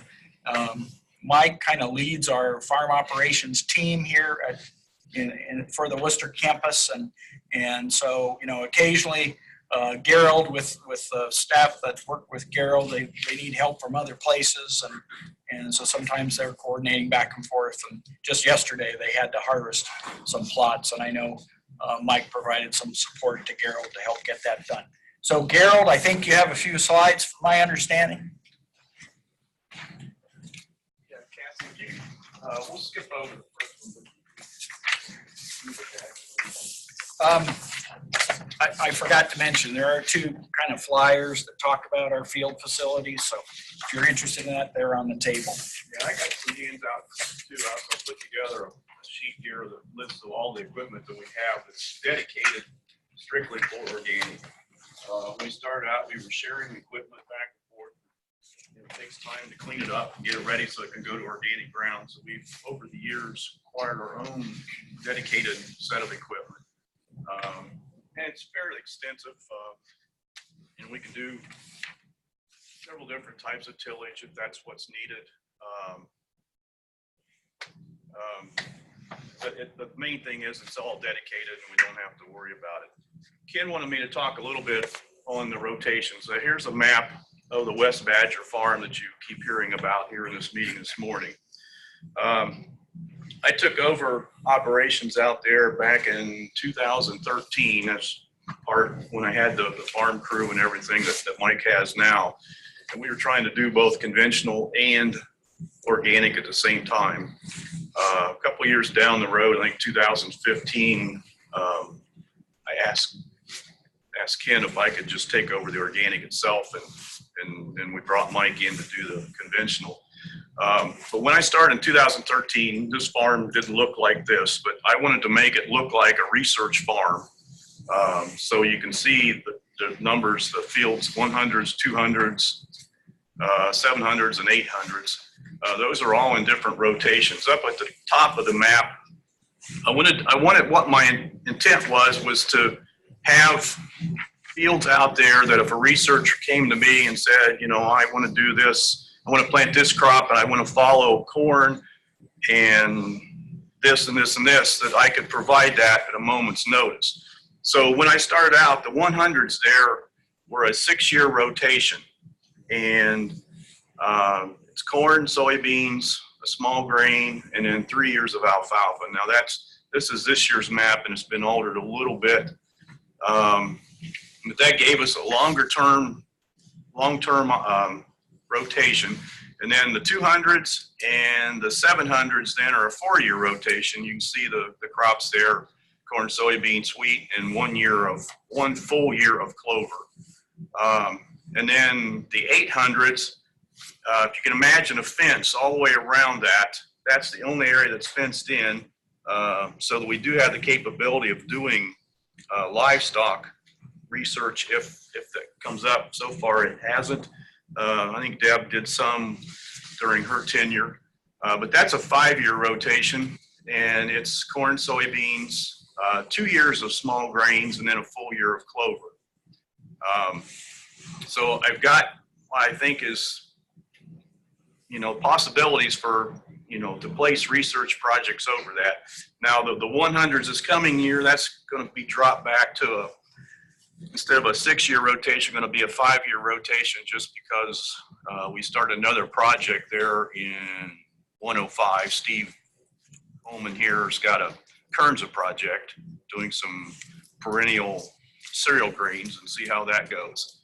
But we're still carrying, you know, the 2 years of alfalfa. And the one thing I've noticed, you know, it's kind of a, you know, Deb mentioned it, the giant ragweed problem, and, you know, being a weed farm before it became an organic farm. The 100 series fields there are proof positive of how much benefit a long-term rotation is.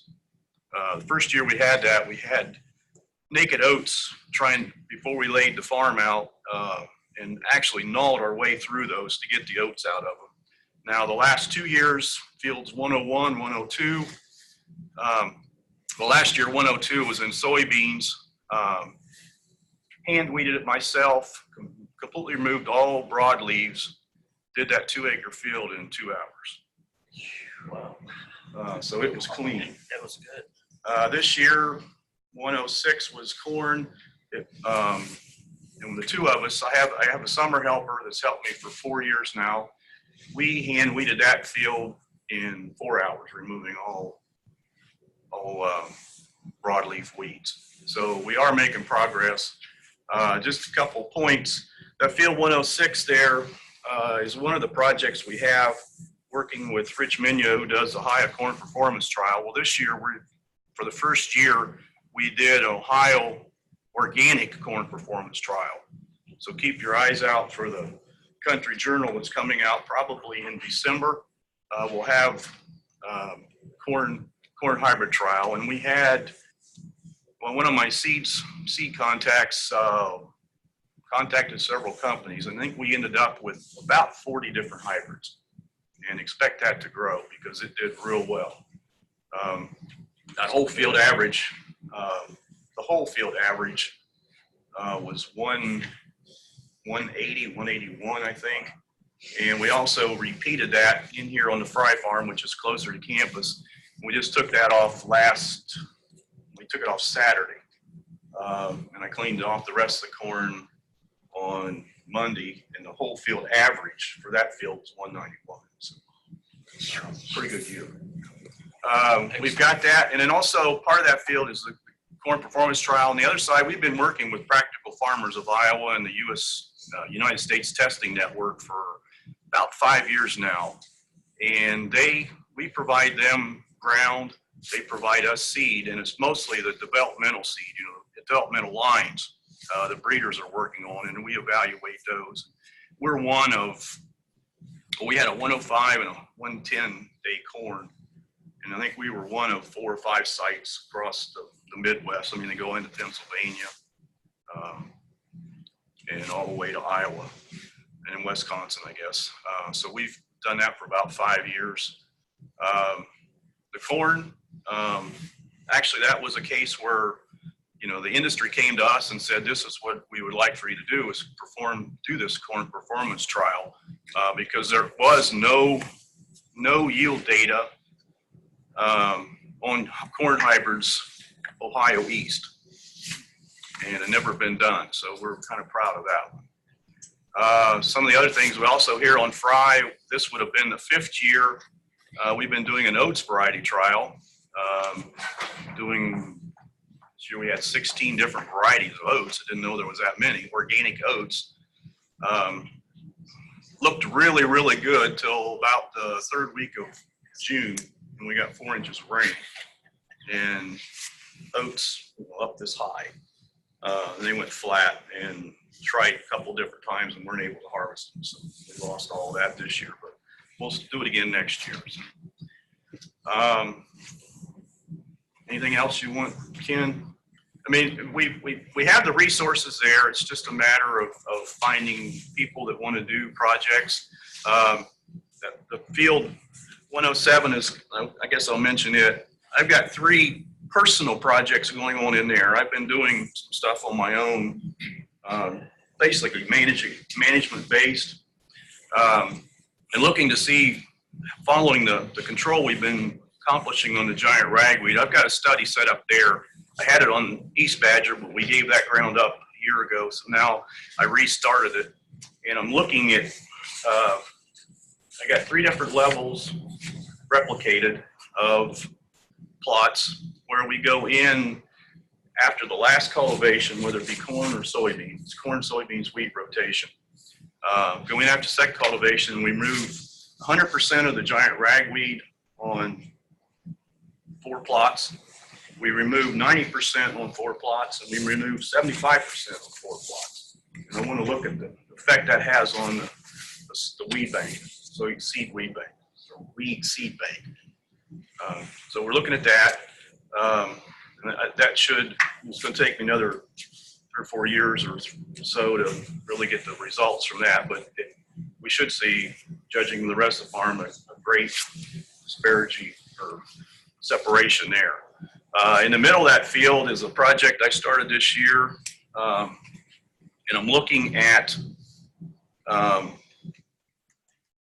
soil nutrient availability with and without cover crops, interseeding cover crops into the standing corn and soybeans, not putting any fertility whatsoever on except nitrogen on the corn, and seeing if I can make that resource that's down there, the phosphorus and potassium, make it available to the crop without adding any additional nutrients. And the far end of the field then is looking at plus and minus cover crops versus clover cover crop or clover crop. So several different things. Also done some nitrogen work, but it's been on the 2 worst fields out there the last 2 years, so haven't gotten much data from it. Next year should be in a better field and hopefully get something from that. Bottom line is we've got the resource there. It's just waiting for things to happen. Questions? Yeah, Deb. This is more of a comment, Gerald, but I just, again, to give you perspective, I would have killed to have had this kind of support. This is incredible, you guys. Get to it. I mean, we had what did we start with? A part-time farm manager that knew nothing about organic farming. And, you know, we're up against all those weeds. And I mean, I was starting with the longer rotations and, you know, and oh my gosh, Gerald, if I was 10 Well, I years. started 6 years not knowing anything about organics. I know you did. And I thought, well, I'm just going to go back to the, you know, 50s and 60s when my dad was farming and I'll do it like he did it. Well, Yep. no, it's advanced a lot since then. And if you look, you know, I wish we could have done a soil biological survey back when we started and compared that to now, because in the 6 years I've done it, my yield trends are just like this. You know, we did that in the transition sphere. We had baseline, but you know, that's gone now. So But yeah, but me learning the system and Yeah. and I think right. getting the soil in better shape, my yields are just flying up. This year was, even though late planting, wet summer, corn suffered more than soybeans, but my corn average I think has turned out to be 143. Soybeans just blew me away. The average for everything I had was 52. And I've never been out of the 40s before. I've had 50 yields, but this year I had 60 yields. You know, in corn, good fields, 180, 190. The poor fields, I'm down, you know, 100. Just too much water. Okay, we're gonna cut you off there, Gerald. We're running on time. I'll be around. I'm getting the hook over here. So yeah, I think we're probably very guilty about not tooting our own horn for all the things that we do. And we have a great staff, very dedicated people that provide support to our faculty. We're just talking to you today about a slice, okay? There's a whole lot of other things we didn't even talk about. Gerald has been very instrumental in working with Doug and Steve the last several years on this big soil balancing project. And he's talked about all the other things he's done and worked on. But in addition to that, he spent a lot of time providing support to. We're going to continue that even though the funding has run out. I'll move to the center of the room, just taking cue from Ken. Perhaps let's come through a little bit better for everyone in the room and on Zoom. And it's terrific to be sharing this time with everyone. I've learned a tremendous amount the time that we've been together, and of course, many years that we've also been together. But again, my name is Matt Kline with the Department of Horticulture and Crop Science. My area of expertise is vegetable production systems, so I'm listening very carefully to the agronomic side and the animal side, and picking up things as I can. But I've been working, like many others, to assist the organic grower community on the vegetable production side. But my responsibility this morning is to introduce our next contributor to the program, Dr. Mathieu Ngouajio. And Mathieu is the National Science Liaison for Crop Production Systems at USDA, specifically in the Institute of Fruit Production and Sustainability. Some of you may know Mathieu as also a national program leader with USDA for 6 years prior to his current assignment as the National Science Liaison. And during his 6-year tenure as a national program leader, among the many things he did is he administered granting programs which have been exceptionally important to the organic community, organic transitions, organic research and extension, and also the AFRI program. Prior to his transition to USDA, Mathieu was a professor in the Department of Horticulture at Michigan State University and making excellent contributions there as well. His academic background includes stops in Canada, Cameroon, Virginia, and California, and he can expand on those if necessary. And also while holding that position at Michigan State University, amassed, and at USDA, of course, amassed a record that allowed him to be named as fellow of the American Society for Horticultural Science, a great achievement. So and a past vice president of the same society. And speaking as a past vice president myself, I understand how much work that can be. So also from a personal standpoint, having worked with Mathieu over the years as both a project coordinator, would be an actual project coordinator, as a panelist on some of the programs that he managed, and more recently as a panel manager, I can attest to his energy, his drive, his very keen intellect, and it is the word that was used earlier, passion. He has tremendous passion for what he does, and does it so very, very well. So I'm really delighted to introduce Mathieu this morning. Turn the microphone and the slides over to him, and if there is time afterward, we'll have a short Q&A. Okay, thanks, Matt. Can you guys hear me? Yeah. Yes. Thank you. So thanks for the introduction, Matt, and Doug and Deb. Thank you for inviting me to this meeting. I would have loved to be, in the room with you today, but as all of you know, with the relocation of NIFA to Kansas City, we are really short on staff. So I decided that I would be joining you by video conference. I hope everything will go well. But before I start, I just want to say thanks again to Deb and Matt and Doug for everything they have done for this program, our organic portfolio at NIFA. With their input, not only as program managers, but also serving as project directors for those programs. So now can I share my screen with you? How is it going to work? Down at the bottom, there should be a little box that says share. You may have to hover. Yes. And then I can just Go to applications, and should pop up your PowerPoint if that's what you're using. Okay. Let's see. Okay, I'm sharing. Now. Success. Okay, so I just wanted to share with you today some of the lessons that we have learned from the previous panel, and some tips for success with our grant programs. And since we don't have a lot of time, I will go quickly with this. Some of the topics that I would like to cover today include an update on the 2018 and 2019 program, what is in the pipeline for 2020, and share with you also the impact of the 2018 Farm Bill, and then finish with some tips for successful application with our program. And if you have any question at that time, we will have that discussion. But before I start, I just want to share some of these acronyms that you will be hearing a lot about, like OREI, that's the Organic Agriculture Research and Extension Initiative. That's our largest grant program for organic.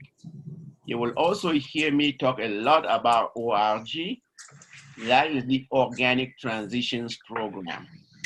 I think it's kind of awkward. A lot of people thought that we should be calling it OT, Organic Transition, but within NIFA, we call it ORG. I will also be using RFA a lot. That is the Request for Applications. And I know some people prefer to call it RFP, Request for Proposal, but within NIFA, we call it RFA. So just so that you understand when I use those acronyms. Well, I always like to start this presentation with this picture here, just to show you how tough it is to get, competitive grants to do your research or your extension activities. Many of us, at some point in our career, we are thrown in that ring. Sometimes we have to fight with really heavyweight people, and we are asked to be successful. However, when you look at how much funding is available out there, it is very, very difficult to get funding to do our activities. just looking back at the 2018 to give you an idea of the success rate of our two programs, for OREI, the success rate was only 16%. So only 16% of the projects received actually got funded. For the organic transitions, the success rate was 19% in 2018. So you could see here that both programs, when I first started, and I'm sure Deb will let you know the same thing, and Matt, the success rate was very high for these two programs in the area of 30, sometimes 40% at the early, years. But with time, that program, the two programs has become very competitive, and sometimes as competitive as our AFRI programs. So, and also in 2018, because we are really short on staff, we started running our panel virtually. So just like you are doing this meeting today, that's the way we run our panels now. So if you look at 2018, most of the projects that were funded were resubmission. Let's say for the organic transition, 60% of the projects funded that year were resubmissions. And I'm saying this so that because a lot of people get discouraged when they don't, hit the target the first year, they just get discouraged. But look here, most of the time, those projects are the ones that are being resubmitted with, input from the previous panel. And for OREI, we also saw that in 2018, all the projects that were funded were coming from really experienced teams, people who have received many projects from us. They knew exactly what they were doing, and they can put together winning proposals. Only 2 awards were resubmission, but again, most of the projects funded were from very experienced teams.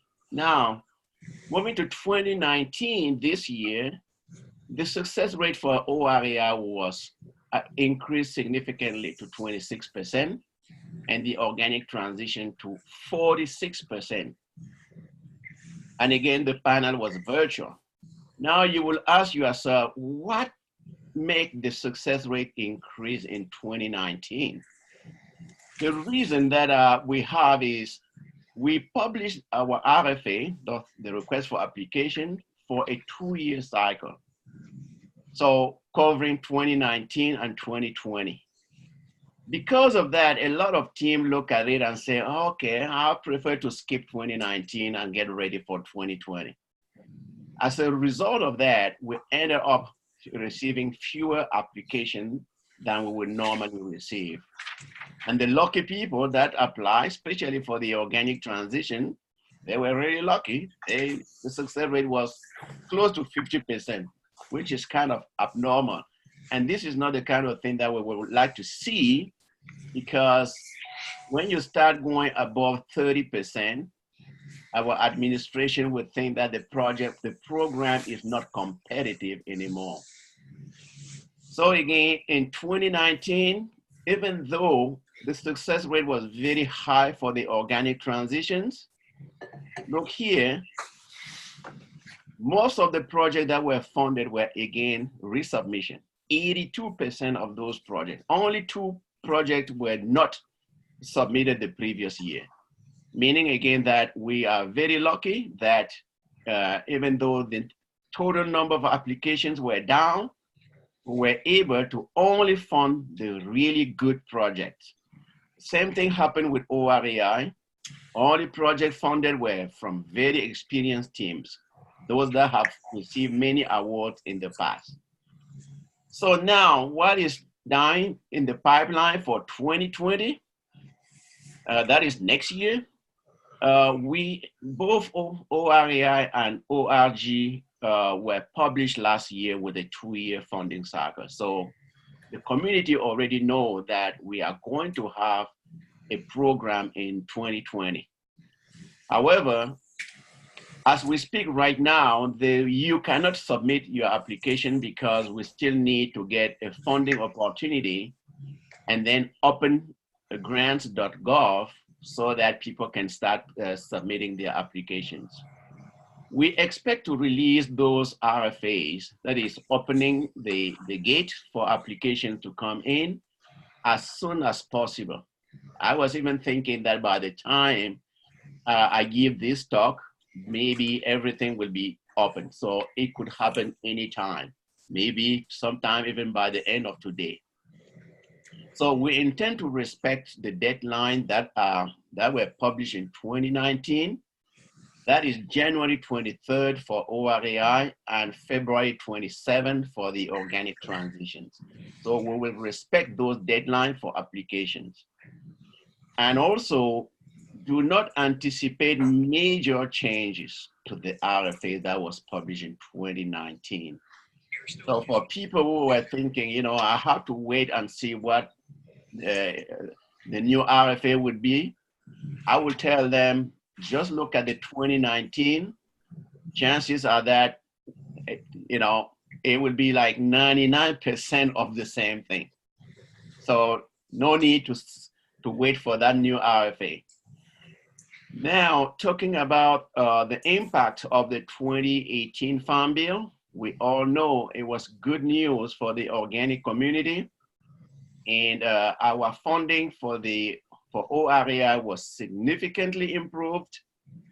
For 2019 and 2020, the budget will remain at 20 million each year.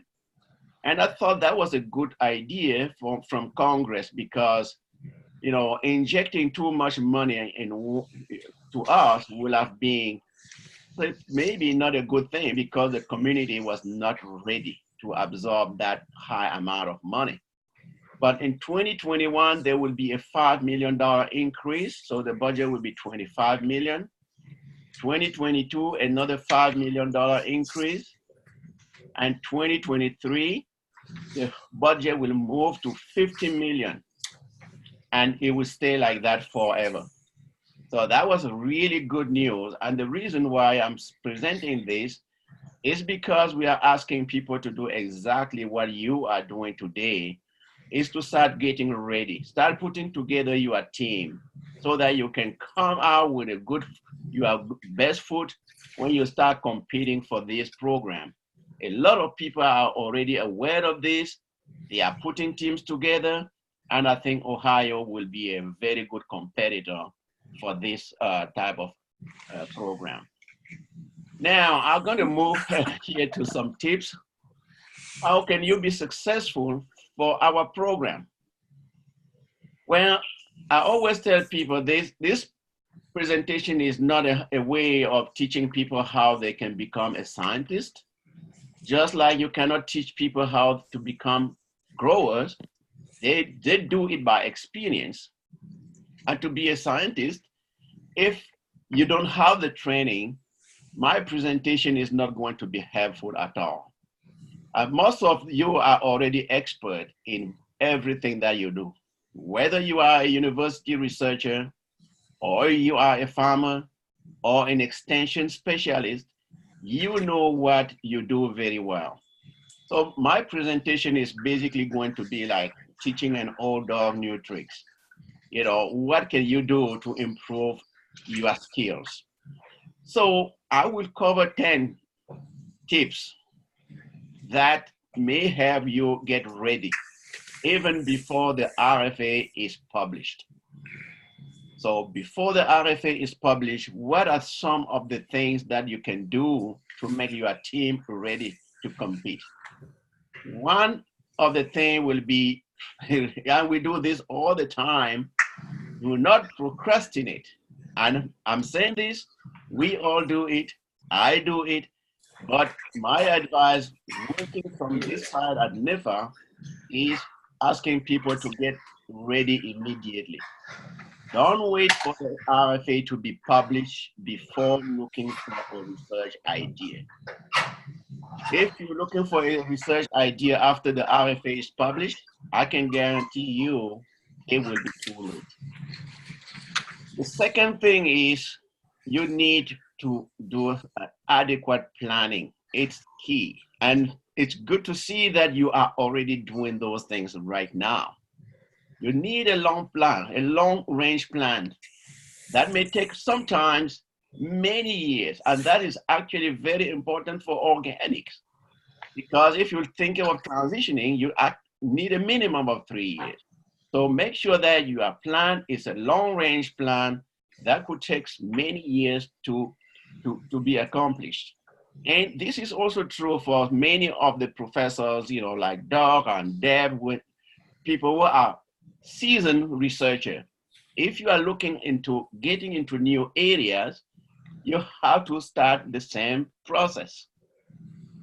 The third is, again, a good thing here, know who your stakeholders are.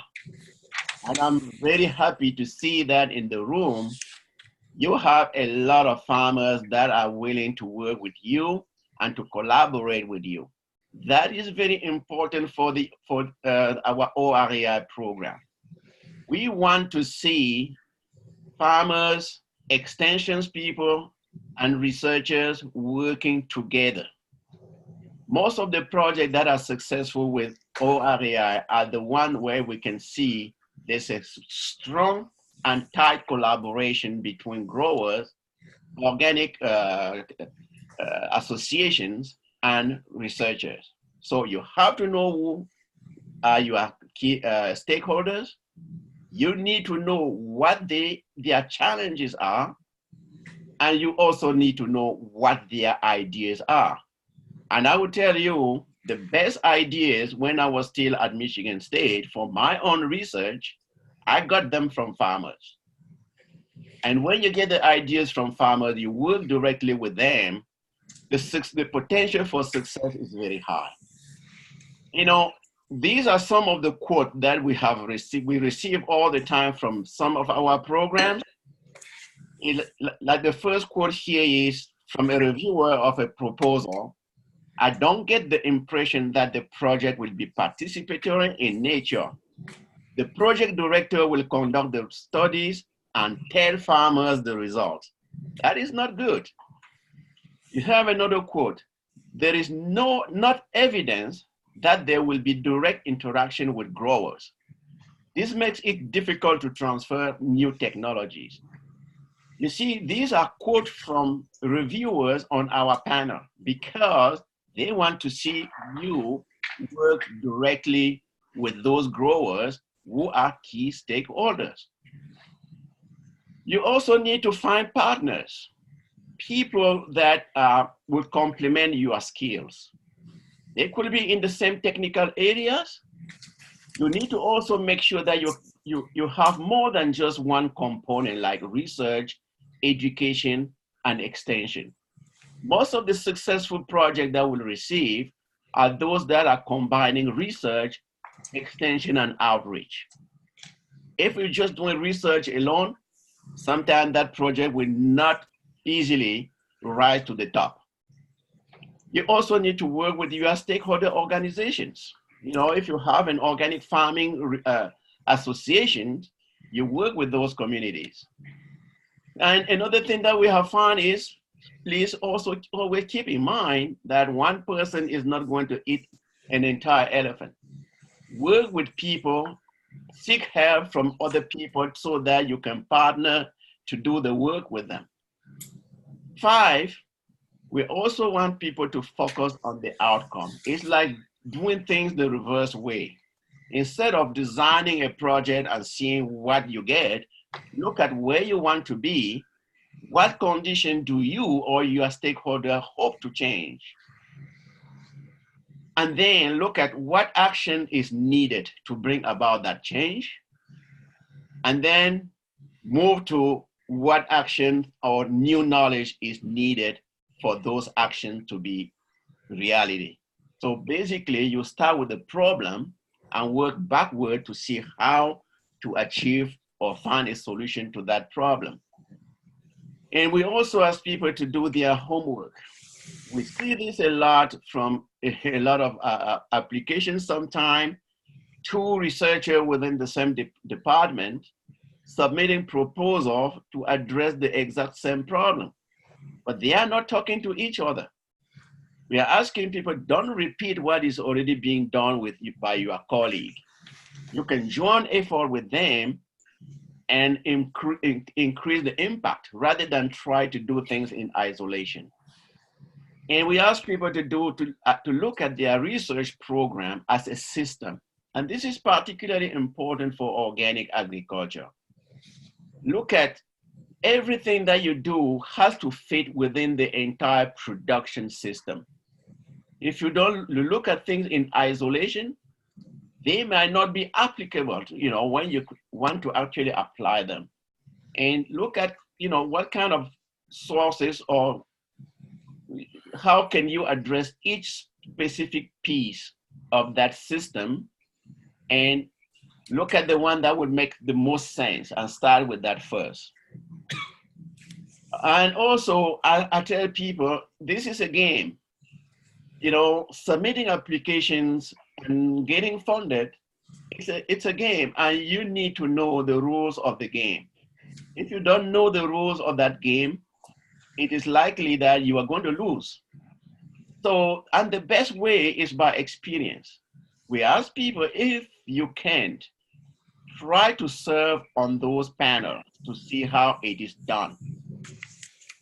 And we recommend people to just look at the RFA or any RFA from NIFA and identify programs for which you have experience, or those programs that you would like to apply to.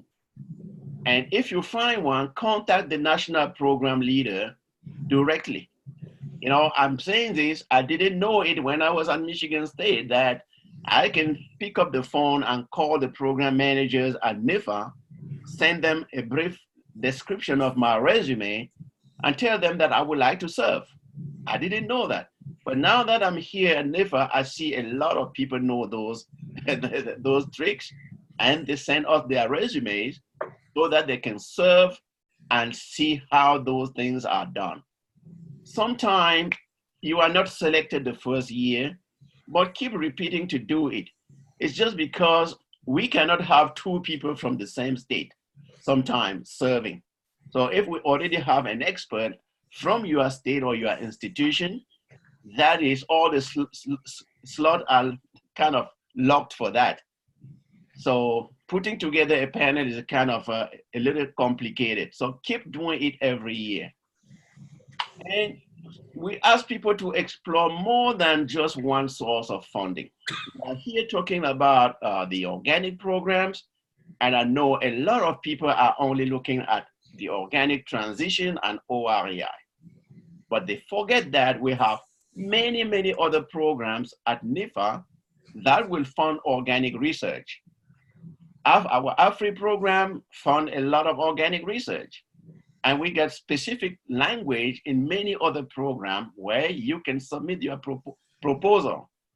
So we have to look at those funding opportunities, contact the program manager for detail. And sometimes, like people will say, you got to read that RFA.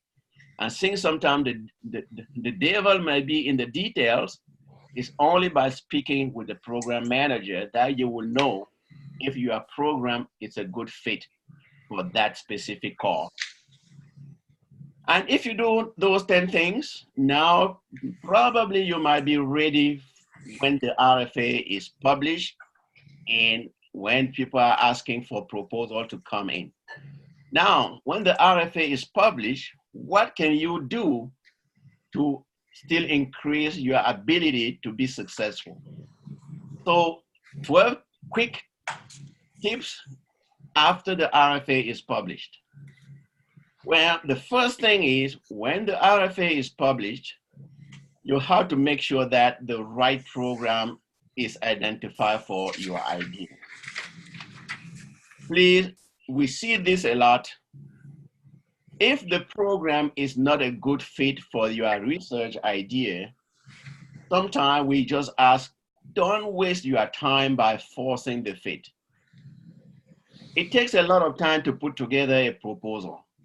Sometimes 2 to 3 months with a lot of people around the table like you. And it won't help anyone to do that just to hear a feedback from us saying, oh no, you are not eligible for this program. After wasting all that time, or your research idea are not for this program. So make sure you are dealing with the right program for your ideas. And again, we are asking to become a student of the RFA. That is everything question that we get from our stakeholders, we always go back to the RFA. Most of the answers will be in the RFA. Understand the main goal of the program. Understand the institutions outlined in the RFA on how to assemble the proposals, those instructions. Don't rely on the previous RFA. There are always small changes to each RFA. And the key thing, we tell this to everyone, read the RFA, and read it again. That is the best thing to do. And also, we ask people to convene a meeting, a team meeting, just like you are doing today. It could be in person or virtually, and make sure that all team members understand their role and responsibilities. If someone needs to write a piece of the proposal, they need to be told directly, we expect you to be in charge of writing this specific aspect of the proposal. And there's another point here, budget implications. It is very important to discuss that at the beginning of the process.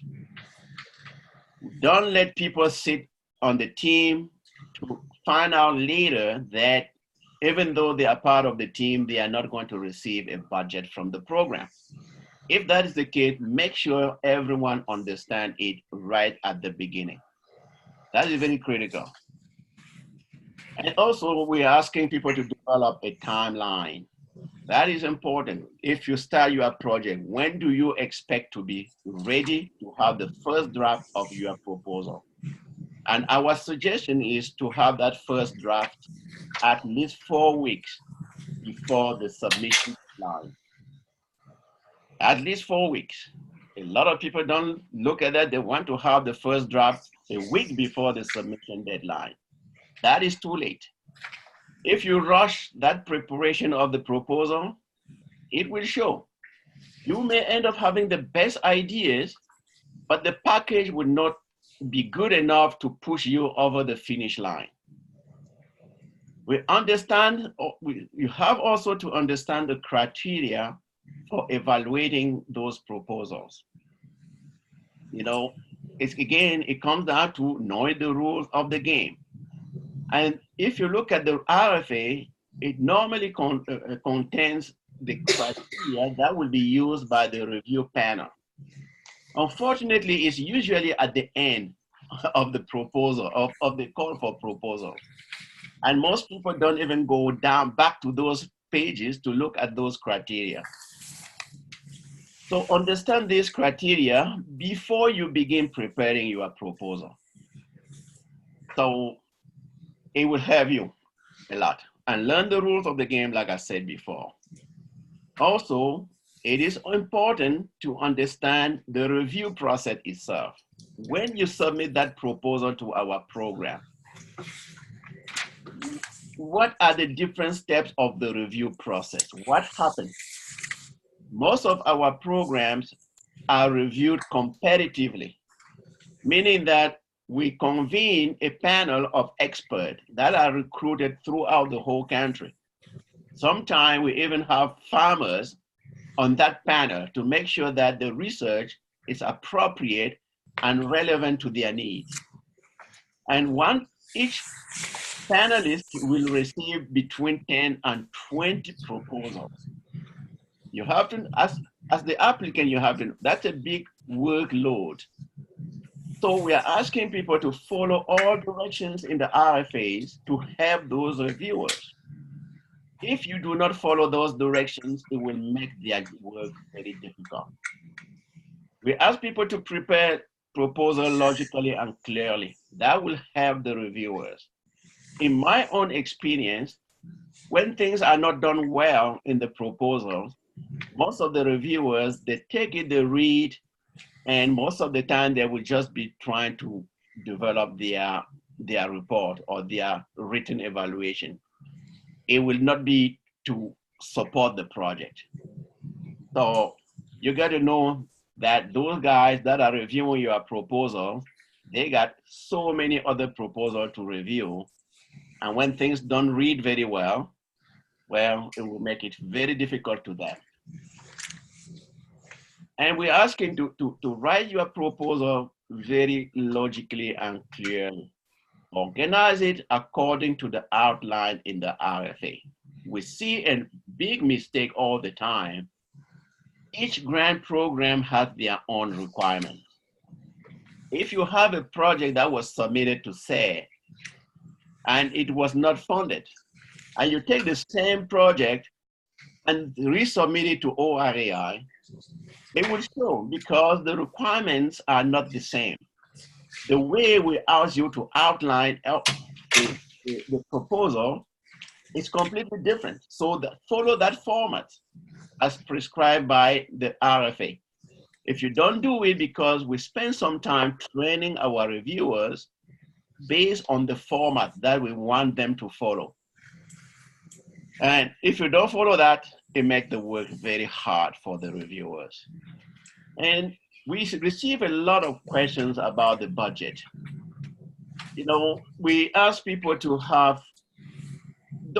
we don't spend a lot of time reviewing the budget unless something is really completely off.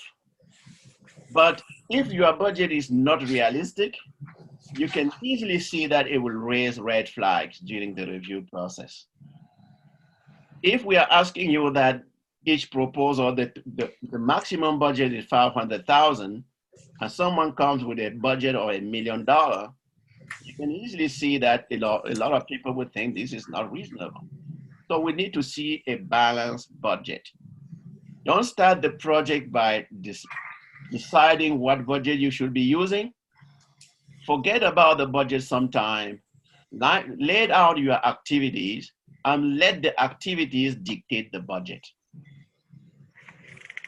So, you know, these are some of the quotes that we get regarding the budget. Budget may be too modest to accomplish what is proposed. So it's not because you are asking for 200,000 for a program that offers 2 million that it will give you an advantage. Because again, your budget may show to the reviewers that you will not be able to accomplish what you are proposing. In this case here, I question the need for one postdoc, 2 graduate students, and a full-time technician giving the duties described in the proposal. So you see here, someone maybe doing a greenhouse study, but asking to pay a postdoc, 2 graduate students, and a full-time technician. It's just a mismatch there. The need for a full-time secretary is unclear. In my view, should be considered part of overhead cost. So this is another reviewer thinking that in one project, asking to pay a full-time secretary may be unrealistic. And if applicable, if you have proposed a project the first year and it was rejected, we are asking people to use comment from the previous panel constructively. And I was guilty of that myself. I remember one of my first years at Michigan State, one of my projects was not funded.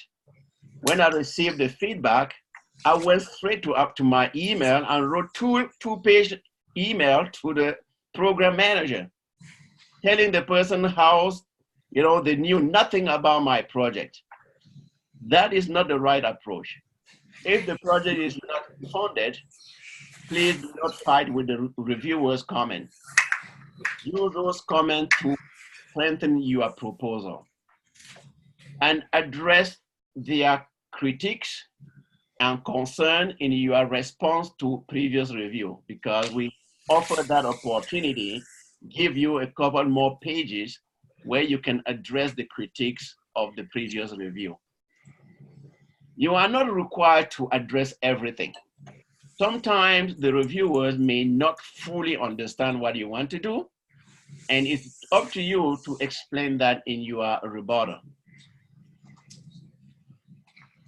And a lot of people also don't know, when you resubmit a proposal, it is not always reviewed by the same people.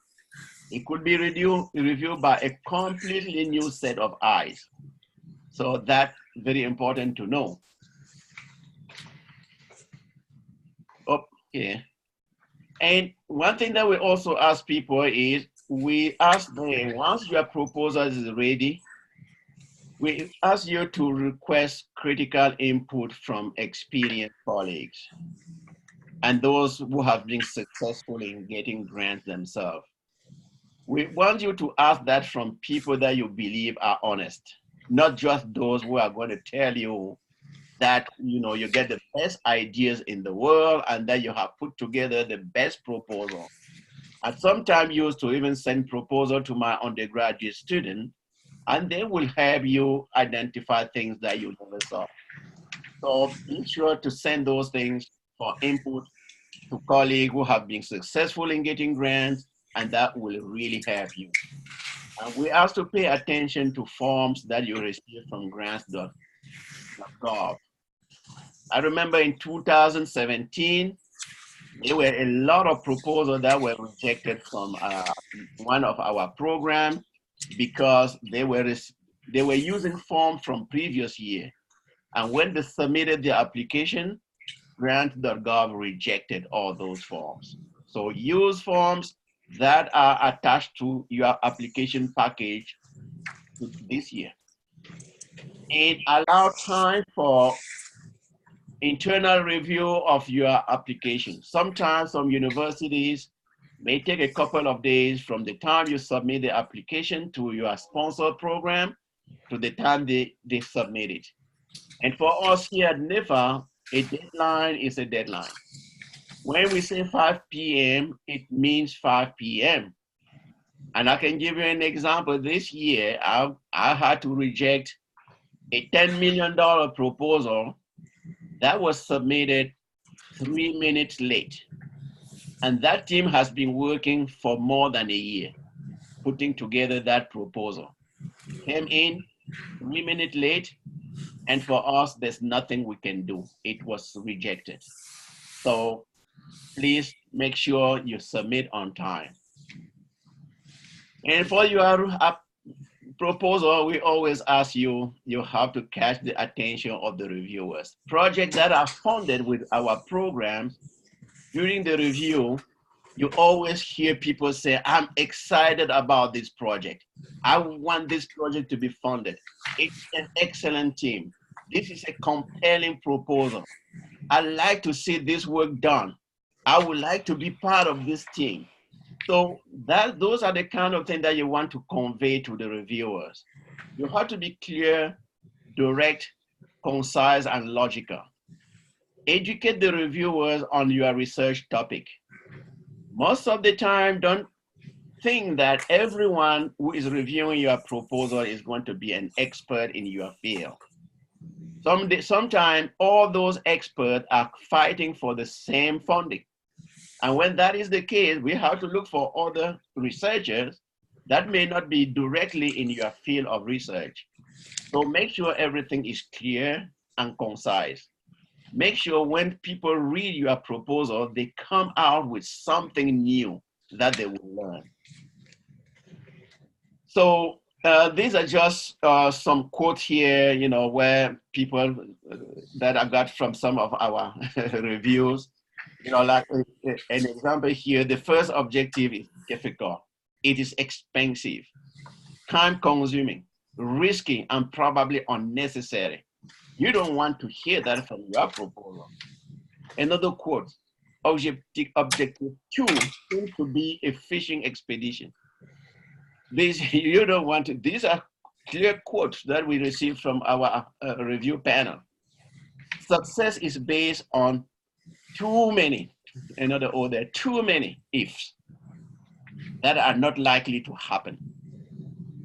Hasn't this research been done before?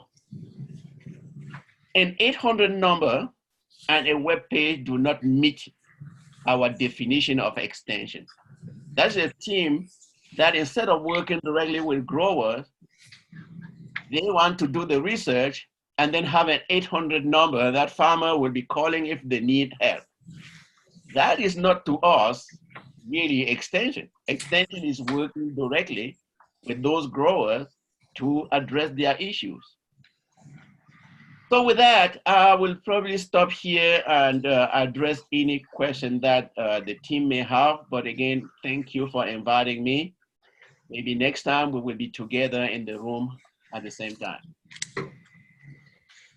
Thank you, Mathieu.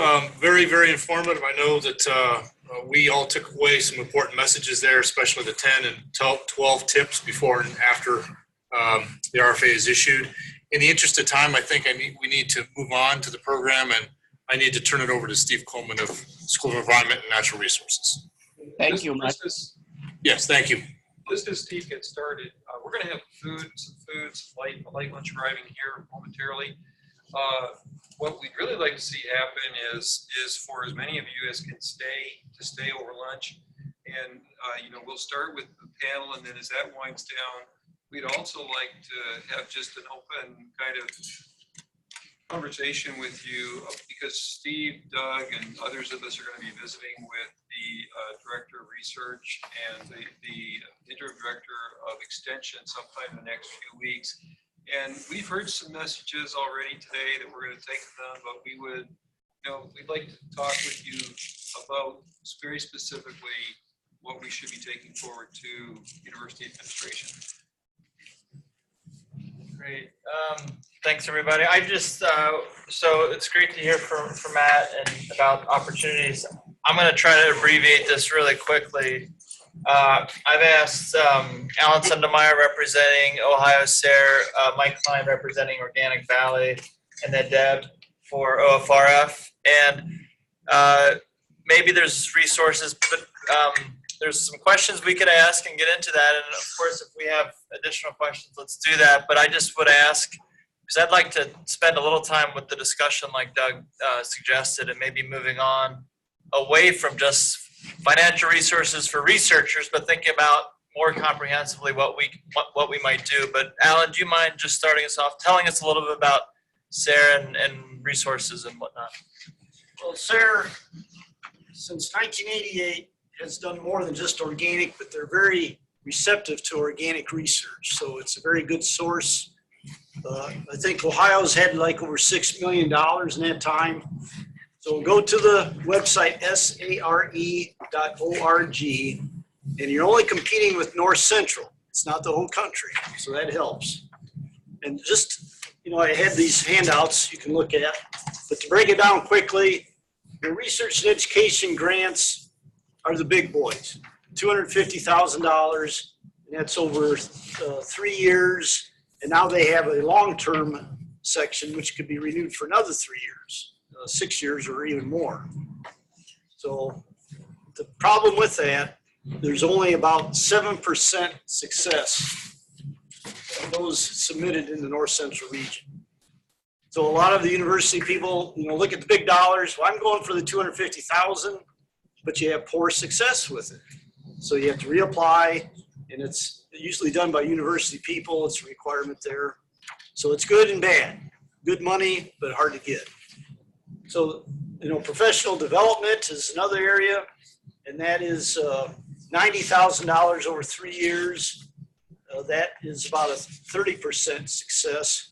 So there you're looking at not dealing so much with farmers, but looking at soil and water extension, or other people train the trainer, maybe a few farmers that are considered train the trainers, but it's more to the educators is where those are focused, as professional development. You also have a new one called a partnership grant, and that's $40,000 over 2 years. The educator holds the money, but they have to work with farmers. It's a new area. I think it's very less competitive because it's about 35% success in that, but it forces an educator that they have to work with farmers and get some kind of more practical project out of that. So it's slower money, less time, higher impact, quicker turnaround kind of thing with that partnership grant. Then you have a youth educator, you have a grad student, those are pretty minor. But the one way you're really missing out on in Ohio, I think that this team should really look at is the farmer rancher grants. Now, there's a success there, about 40%. They're $9,000 and they're 2-year. You can get a group together up to 3, so you can have $27,000 if you get 3 farmers together. We're kind of overlooking this opportunity because farmers may have these ideas, but they still need probably someone to help them with that. I've done this in the past, kind of ghost write. You know, you're not going to have any of the funds coming to the university with it, but you can be involved. You can share the resources coming out of these grants. They're very practical. The farmers have to receive the money. They may have to pay the tax on the money income. You know, that's some of the downside. But if we as a group here can think of projects, can identify farmers that would work with us on it and move these smaller grants ahead more as a grouping or as a focused topic, we could really advance this on-farm research very easily.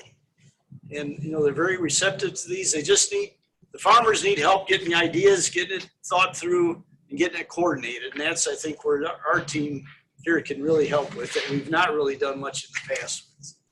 So Mike Hogan, Franklin County, Suzanne Mills, Wozniak, Montgomery County are the state leaders, and they can be of assistance with this whole process. But SARE is getting increased funding. They're very supportive. USDA there, it's not going away. They're a good, solid source. Percentages of funding, I think, are pretty good, that we should put more effort, work with Mike, Suzanne, or whoever, and really come up with a plan how we're going to utilize these SARE funds better. It's kind of, you know, not been well organized, I guess, in the past. And I think organic can really take advantage of that and move that ahead. So that's about all I had. Great, thanks, Alan. Yeah, Dave. Comment on that farmer rancher grant. I served on a review committee for that for 3 years, and it's pretty interesting, the projects that came through, and it's broken down into four divisions of that: grain, livestock, education, and I forgot what the other one was, but it was pretty interesting, the ones that came in to review. And I think I agree with Alan. There's an opportunity to connect with things with 2 or 3 farmers and do on research. Excellent, thanks, Alan. Mike? Sure. Mike Kline, I work for Organic Valley here in Ohio. And I want to talk a little bit about, we have a grant fund called FAFO, Farmers Advocating for Organics within Organic Valley. It started in 2002 with the Farm Bill being able to be exempt from the checkoffs. So now farmers can opt to have that checkoff go into the FAFO grant. In 2019, our budget was $771,000. Approximately $500,000 came in from contribution from the farmers, from the dairy farmers, and we gave out $437,000 in grants. We have 3. It's research, education, and advocacy. And it's what's kind of neat about it. They really encourage staff and farmers as well to apply for grants to do little side projects away from our normal everyday jobs. We actually, my boss and I, we do a podcast about organic agriculture, and we bring in the plain communities to educate employees and other farmers about the plain community, since out of our 2,000 members, we have 46% from the plain community. So when it comes to communicating with the plain community, being able to educate people that you can't just send a text to 46% of our members. There are more and more with cell phones, which makes my job a lot easier. But so we got a little grant to launch a podcast 2.5 years ago, and it's been wonderful. There's lots of funds available. We did one with Lou on the foliar trials. They had, I'm not sure how many fields, like 6 different farms where they did research. Yeah, we had like over 2 years, we had 14. Okay. 18 different. My field was in it for 2 years, I think. So that's one thing that more and more organic farmers that I work with are doing foliar spraying, and there's really no research on it at all. I have a custom spray rig, so I'm a big fan of foliar feeding because it gives me work in the evenings and weekends. But I was really excited when they approached us about doing that because a lot of farmers have questions. There's a mixed bag of results, but if you don't have real data to show for it, as my dad would call it, pixie dust. So he doesn't think it works that well. I did it this year on a field of soybeans just that I planted for my deer, and it really worked for me. But so going back to FAFO, there's a lot of funds available. The funds will carry over from year to year, and we didn't use them all here in 2019. So I like getting the farmers involved. I love on-farm research. I've worked with approximately 110 farmers and 108 are Plain community. So it's a little bit harder to get some of them involved in the on-farm research because they don't have access to the data as easily as we do with internet access. So, but if anytime there's something research to be done on that you want done on farms, I would love to be involved and try to get farmers interested. So, thank you. Mike, just real quick, what about successful proposals? I mean, what's just a key, or what are the tips or keys? Just like what's necessary for things to get funded, right? We heard some of it from Matt just about like, don't wait till the last minute, make sure that farmers are part of the planning process. I think the big key is if it's in the research, there's research, education, and advocacy. So if it's in the research portion, that needs to be research that's relevant and practical, like you guys talked earlier about practical application on farms. Something that a farmer, and especially that's practical for the farmer that farms with horses. 46% of our membership is that way. So if it's a practical thing that we can take back to the membership within Organic Valley, that'll definitely help with the funding. Thanks. Okay, great. Question, Mike. So is this just for dairy farmers or would it be wide open? Could Steve apply, for example? Wide open. Okay. As long as it's organic. Right. And as long as it meets the criteria, I just jotted down some things that I would love to see research done for organic farms. And I work, 99% of my work is in dairy. But like fly control was mentioned by Mike. I mean, that's the biggest thing is fly control. And I would like to see a little more animal agriculture brought into with some grazing and things like that. Things that are practical. I love how you brought up the practical thing because it doesn't matter how great it is. If it's not practical to be applied on the farm, it's just not going to happen. So if we can do research, if the research can be done on the member farms where the farmer doesn't have to spend a lot of time, extra time doing it, because last time I checked, especially on the smaller farms, they don't have the employees to do the work. So it's, they're going wide open all the time. So I could get really excited about some of the things more on the farm side because that's where I work, obviously. So I'm a little bit biased. Other questions for Mike? Thanks, Mike. Do you want to? That's very exciting, Mike. I don't think you guys were doing that back when I was involved. And you got a nice budget there. Yeah. You definitely do. I still remember as a kid, you and. Oh, I got stories I can tell about that. Need to hear at least one. That's fine. Yeah, you don't need to go there. And I want to just say, David, Mike's dad was one of those stakeholders that I worked and we worked very closely with as we were developing the OEFFA program. Okay, so now I've got my Organic Farming Research Foundation hat on, and this is a national nonprofit organization that has been one of the real movers and shakers in helping to create the OREI program and the Organic Transitions program.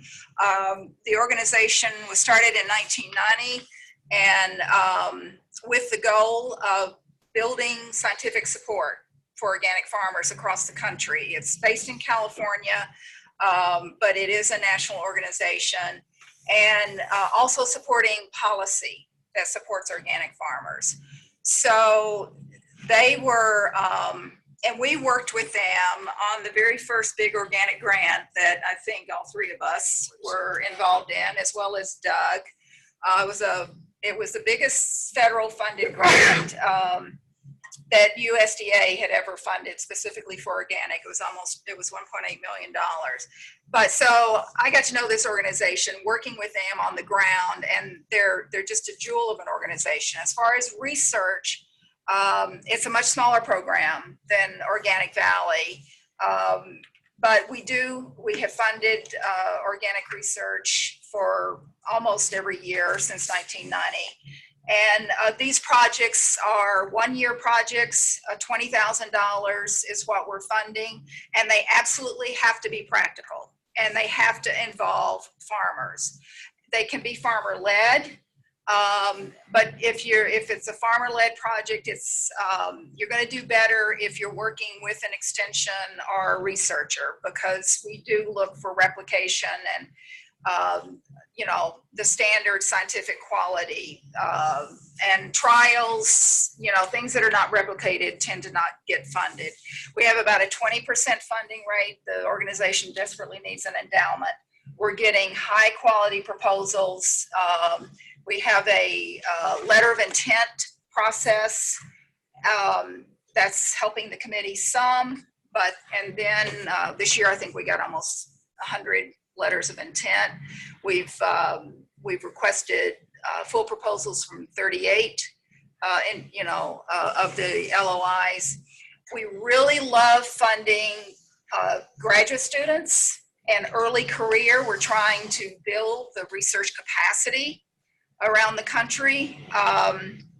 So PIs, this is a great way to get your grad students involved in grant writing. I mean, watch them because it is competitive. I mean, we really do get high quality proposals. And, we actually have proposals that are led by grad students if their institutions allow, but we see, it's clear that the professor is, right there to help back them up. And, as I said, farmers have got to be involved. We will smell it. The review committee is researchers and farmers. And it's a really good way. Another really important point, particularly for the research and farmers that would like to get, access preliminary data for much bigger support, like from the federal programs. We love that. If it's, spelled out that, this is, we're supporting a graduate student, we're working with farmers, and we're collecting, this data will form, the basis of a full proposal to REI or organic transitions. And if it weren't for OFRF, we would not have an OREI and organic transitions.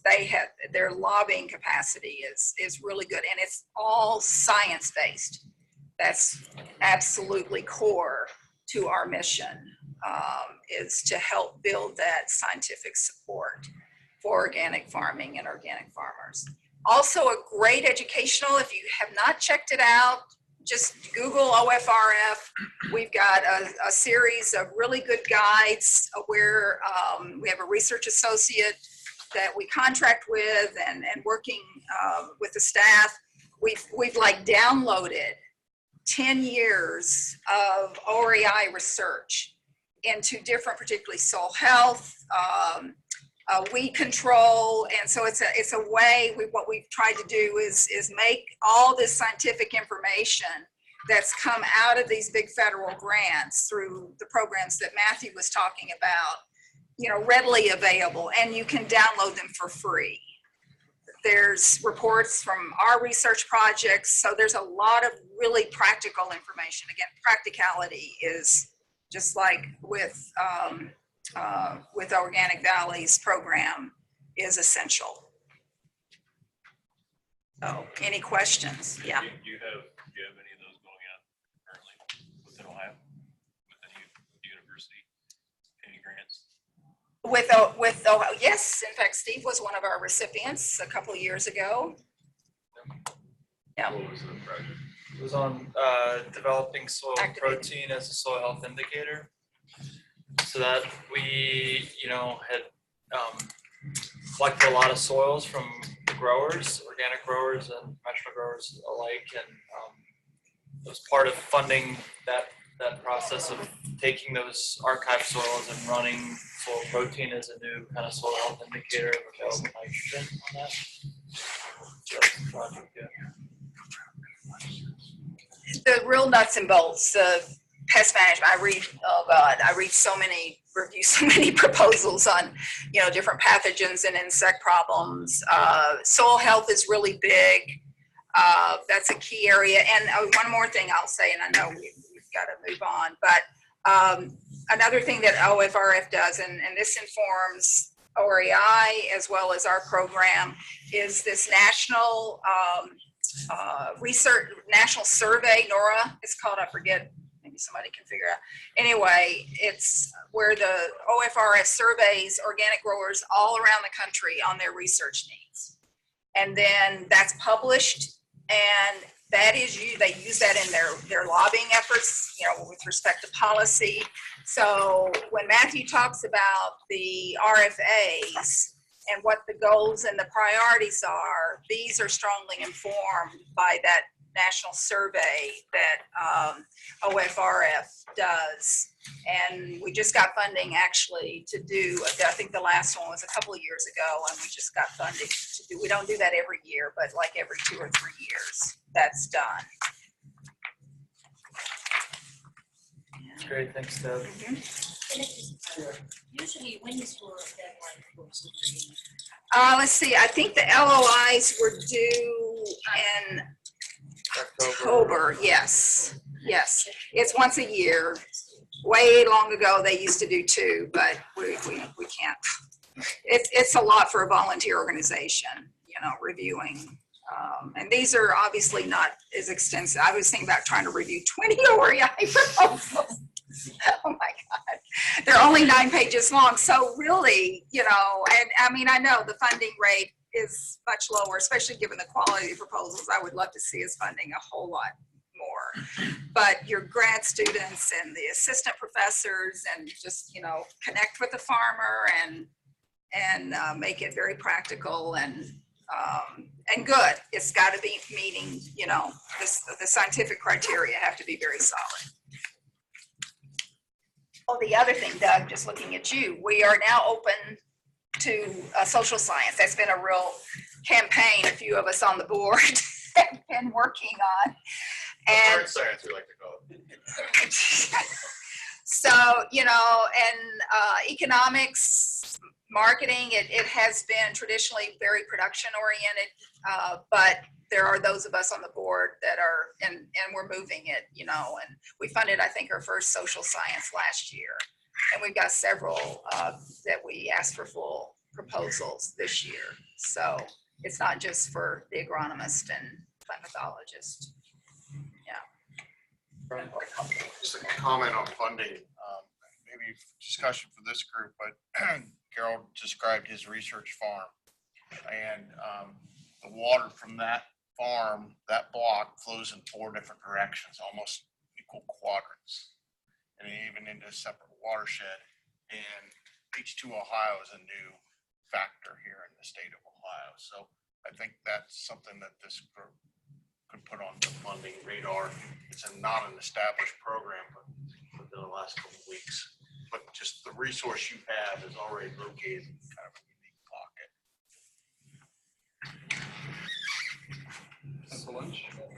Sure. Can I just say one thing real quick? Yeah. No? Okay. Yeah, we'll let you say 2 things slow if you want. Well, first of all, I'm risky territory because I'm keeping everybody for lunch. I want to thank, I know we're not wrapping up here, but if people have to trickle out, I just want to thank everyone for coming. I do recognize that for especially the growers that came, you know, some of this information was probably helpful, some of it not so much, but I do think as an organization and as a university, we're at a really good point right now. And I think that we're, you know, several of us are intending to put an ask together for the college administration, and we think it's a very ripe time to do that. So having this, just kind of revisiting some of this is very, very helpful for us.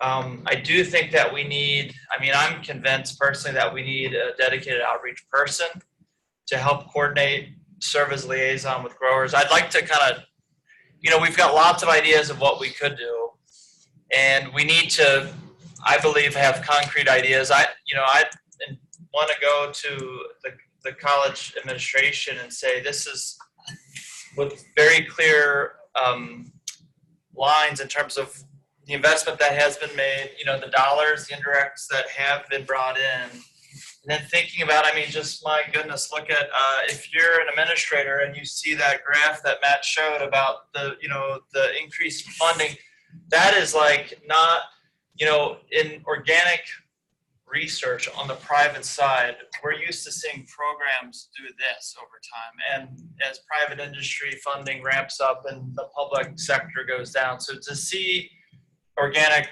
research more than double in the next 5 years is just like, this is a once, and, you know, this is not going to happen again in our lifetimes, right? Presumably. So I just think that it's really, there's like a lot of good things that are happening here. We're more than happy to hear all the criticisms that you have, and I think that's, you know, they're very valid, but I do think we're at a good spot. So again, just thanks for coming, and stay tuned because I think we've got good things in the hopper. So, all right. So we're going to grab lunch. And for those of you who are joining us virtually, we hope you have a sandwich to munch on and that you'll stay on the call. Because the conversation is going to be kind of intimate, personal, maybe. Let's do that. Let's try to be sitting back down in 5 minutes if you can. And as long as there's not a massive rush for the restroom, we could probably do 5 minutes. Where are the closest? Right here. Right. There's another set of restrooms down the hall. Okay, yeah, closest are to the right. Let's do it. Gerald, I'm happy to hear that there's something going on. How are you? Good. How are you? Northwest branch. Just two. They are. My wife wants to. There's I think menu can do that.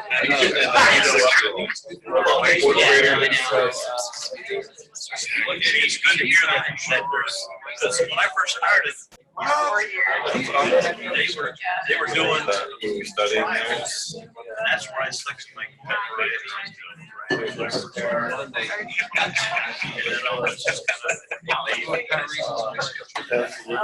You know,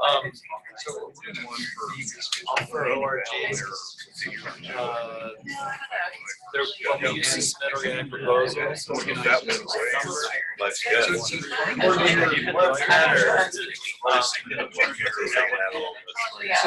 started thinking about this. But I mean, like, for just, there used to be an offer program.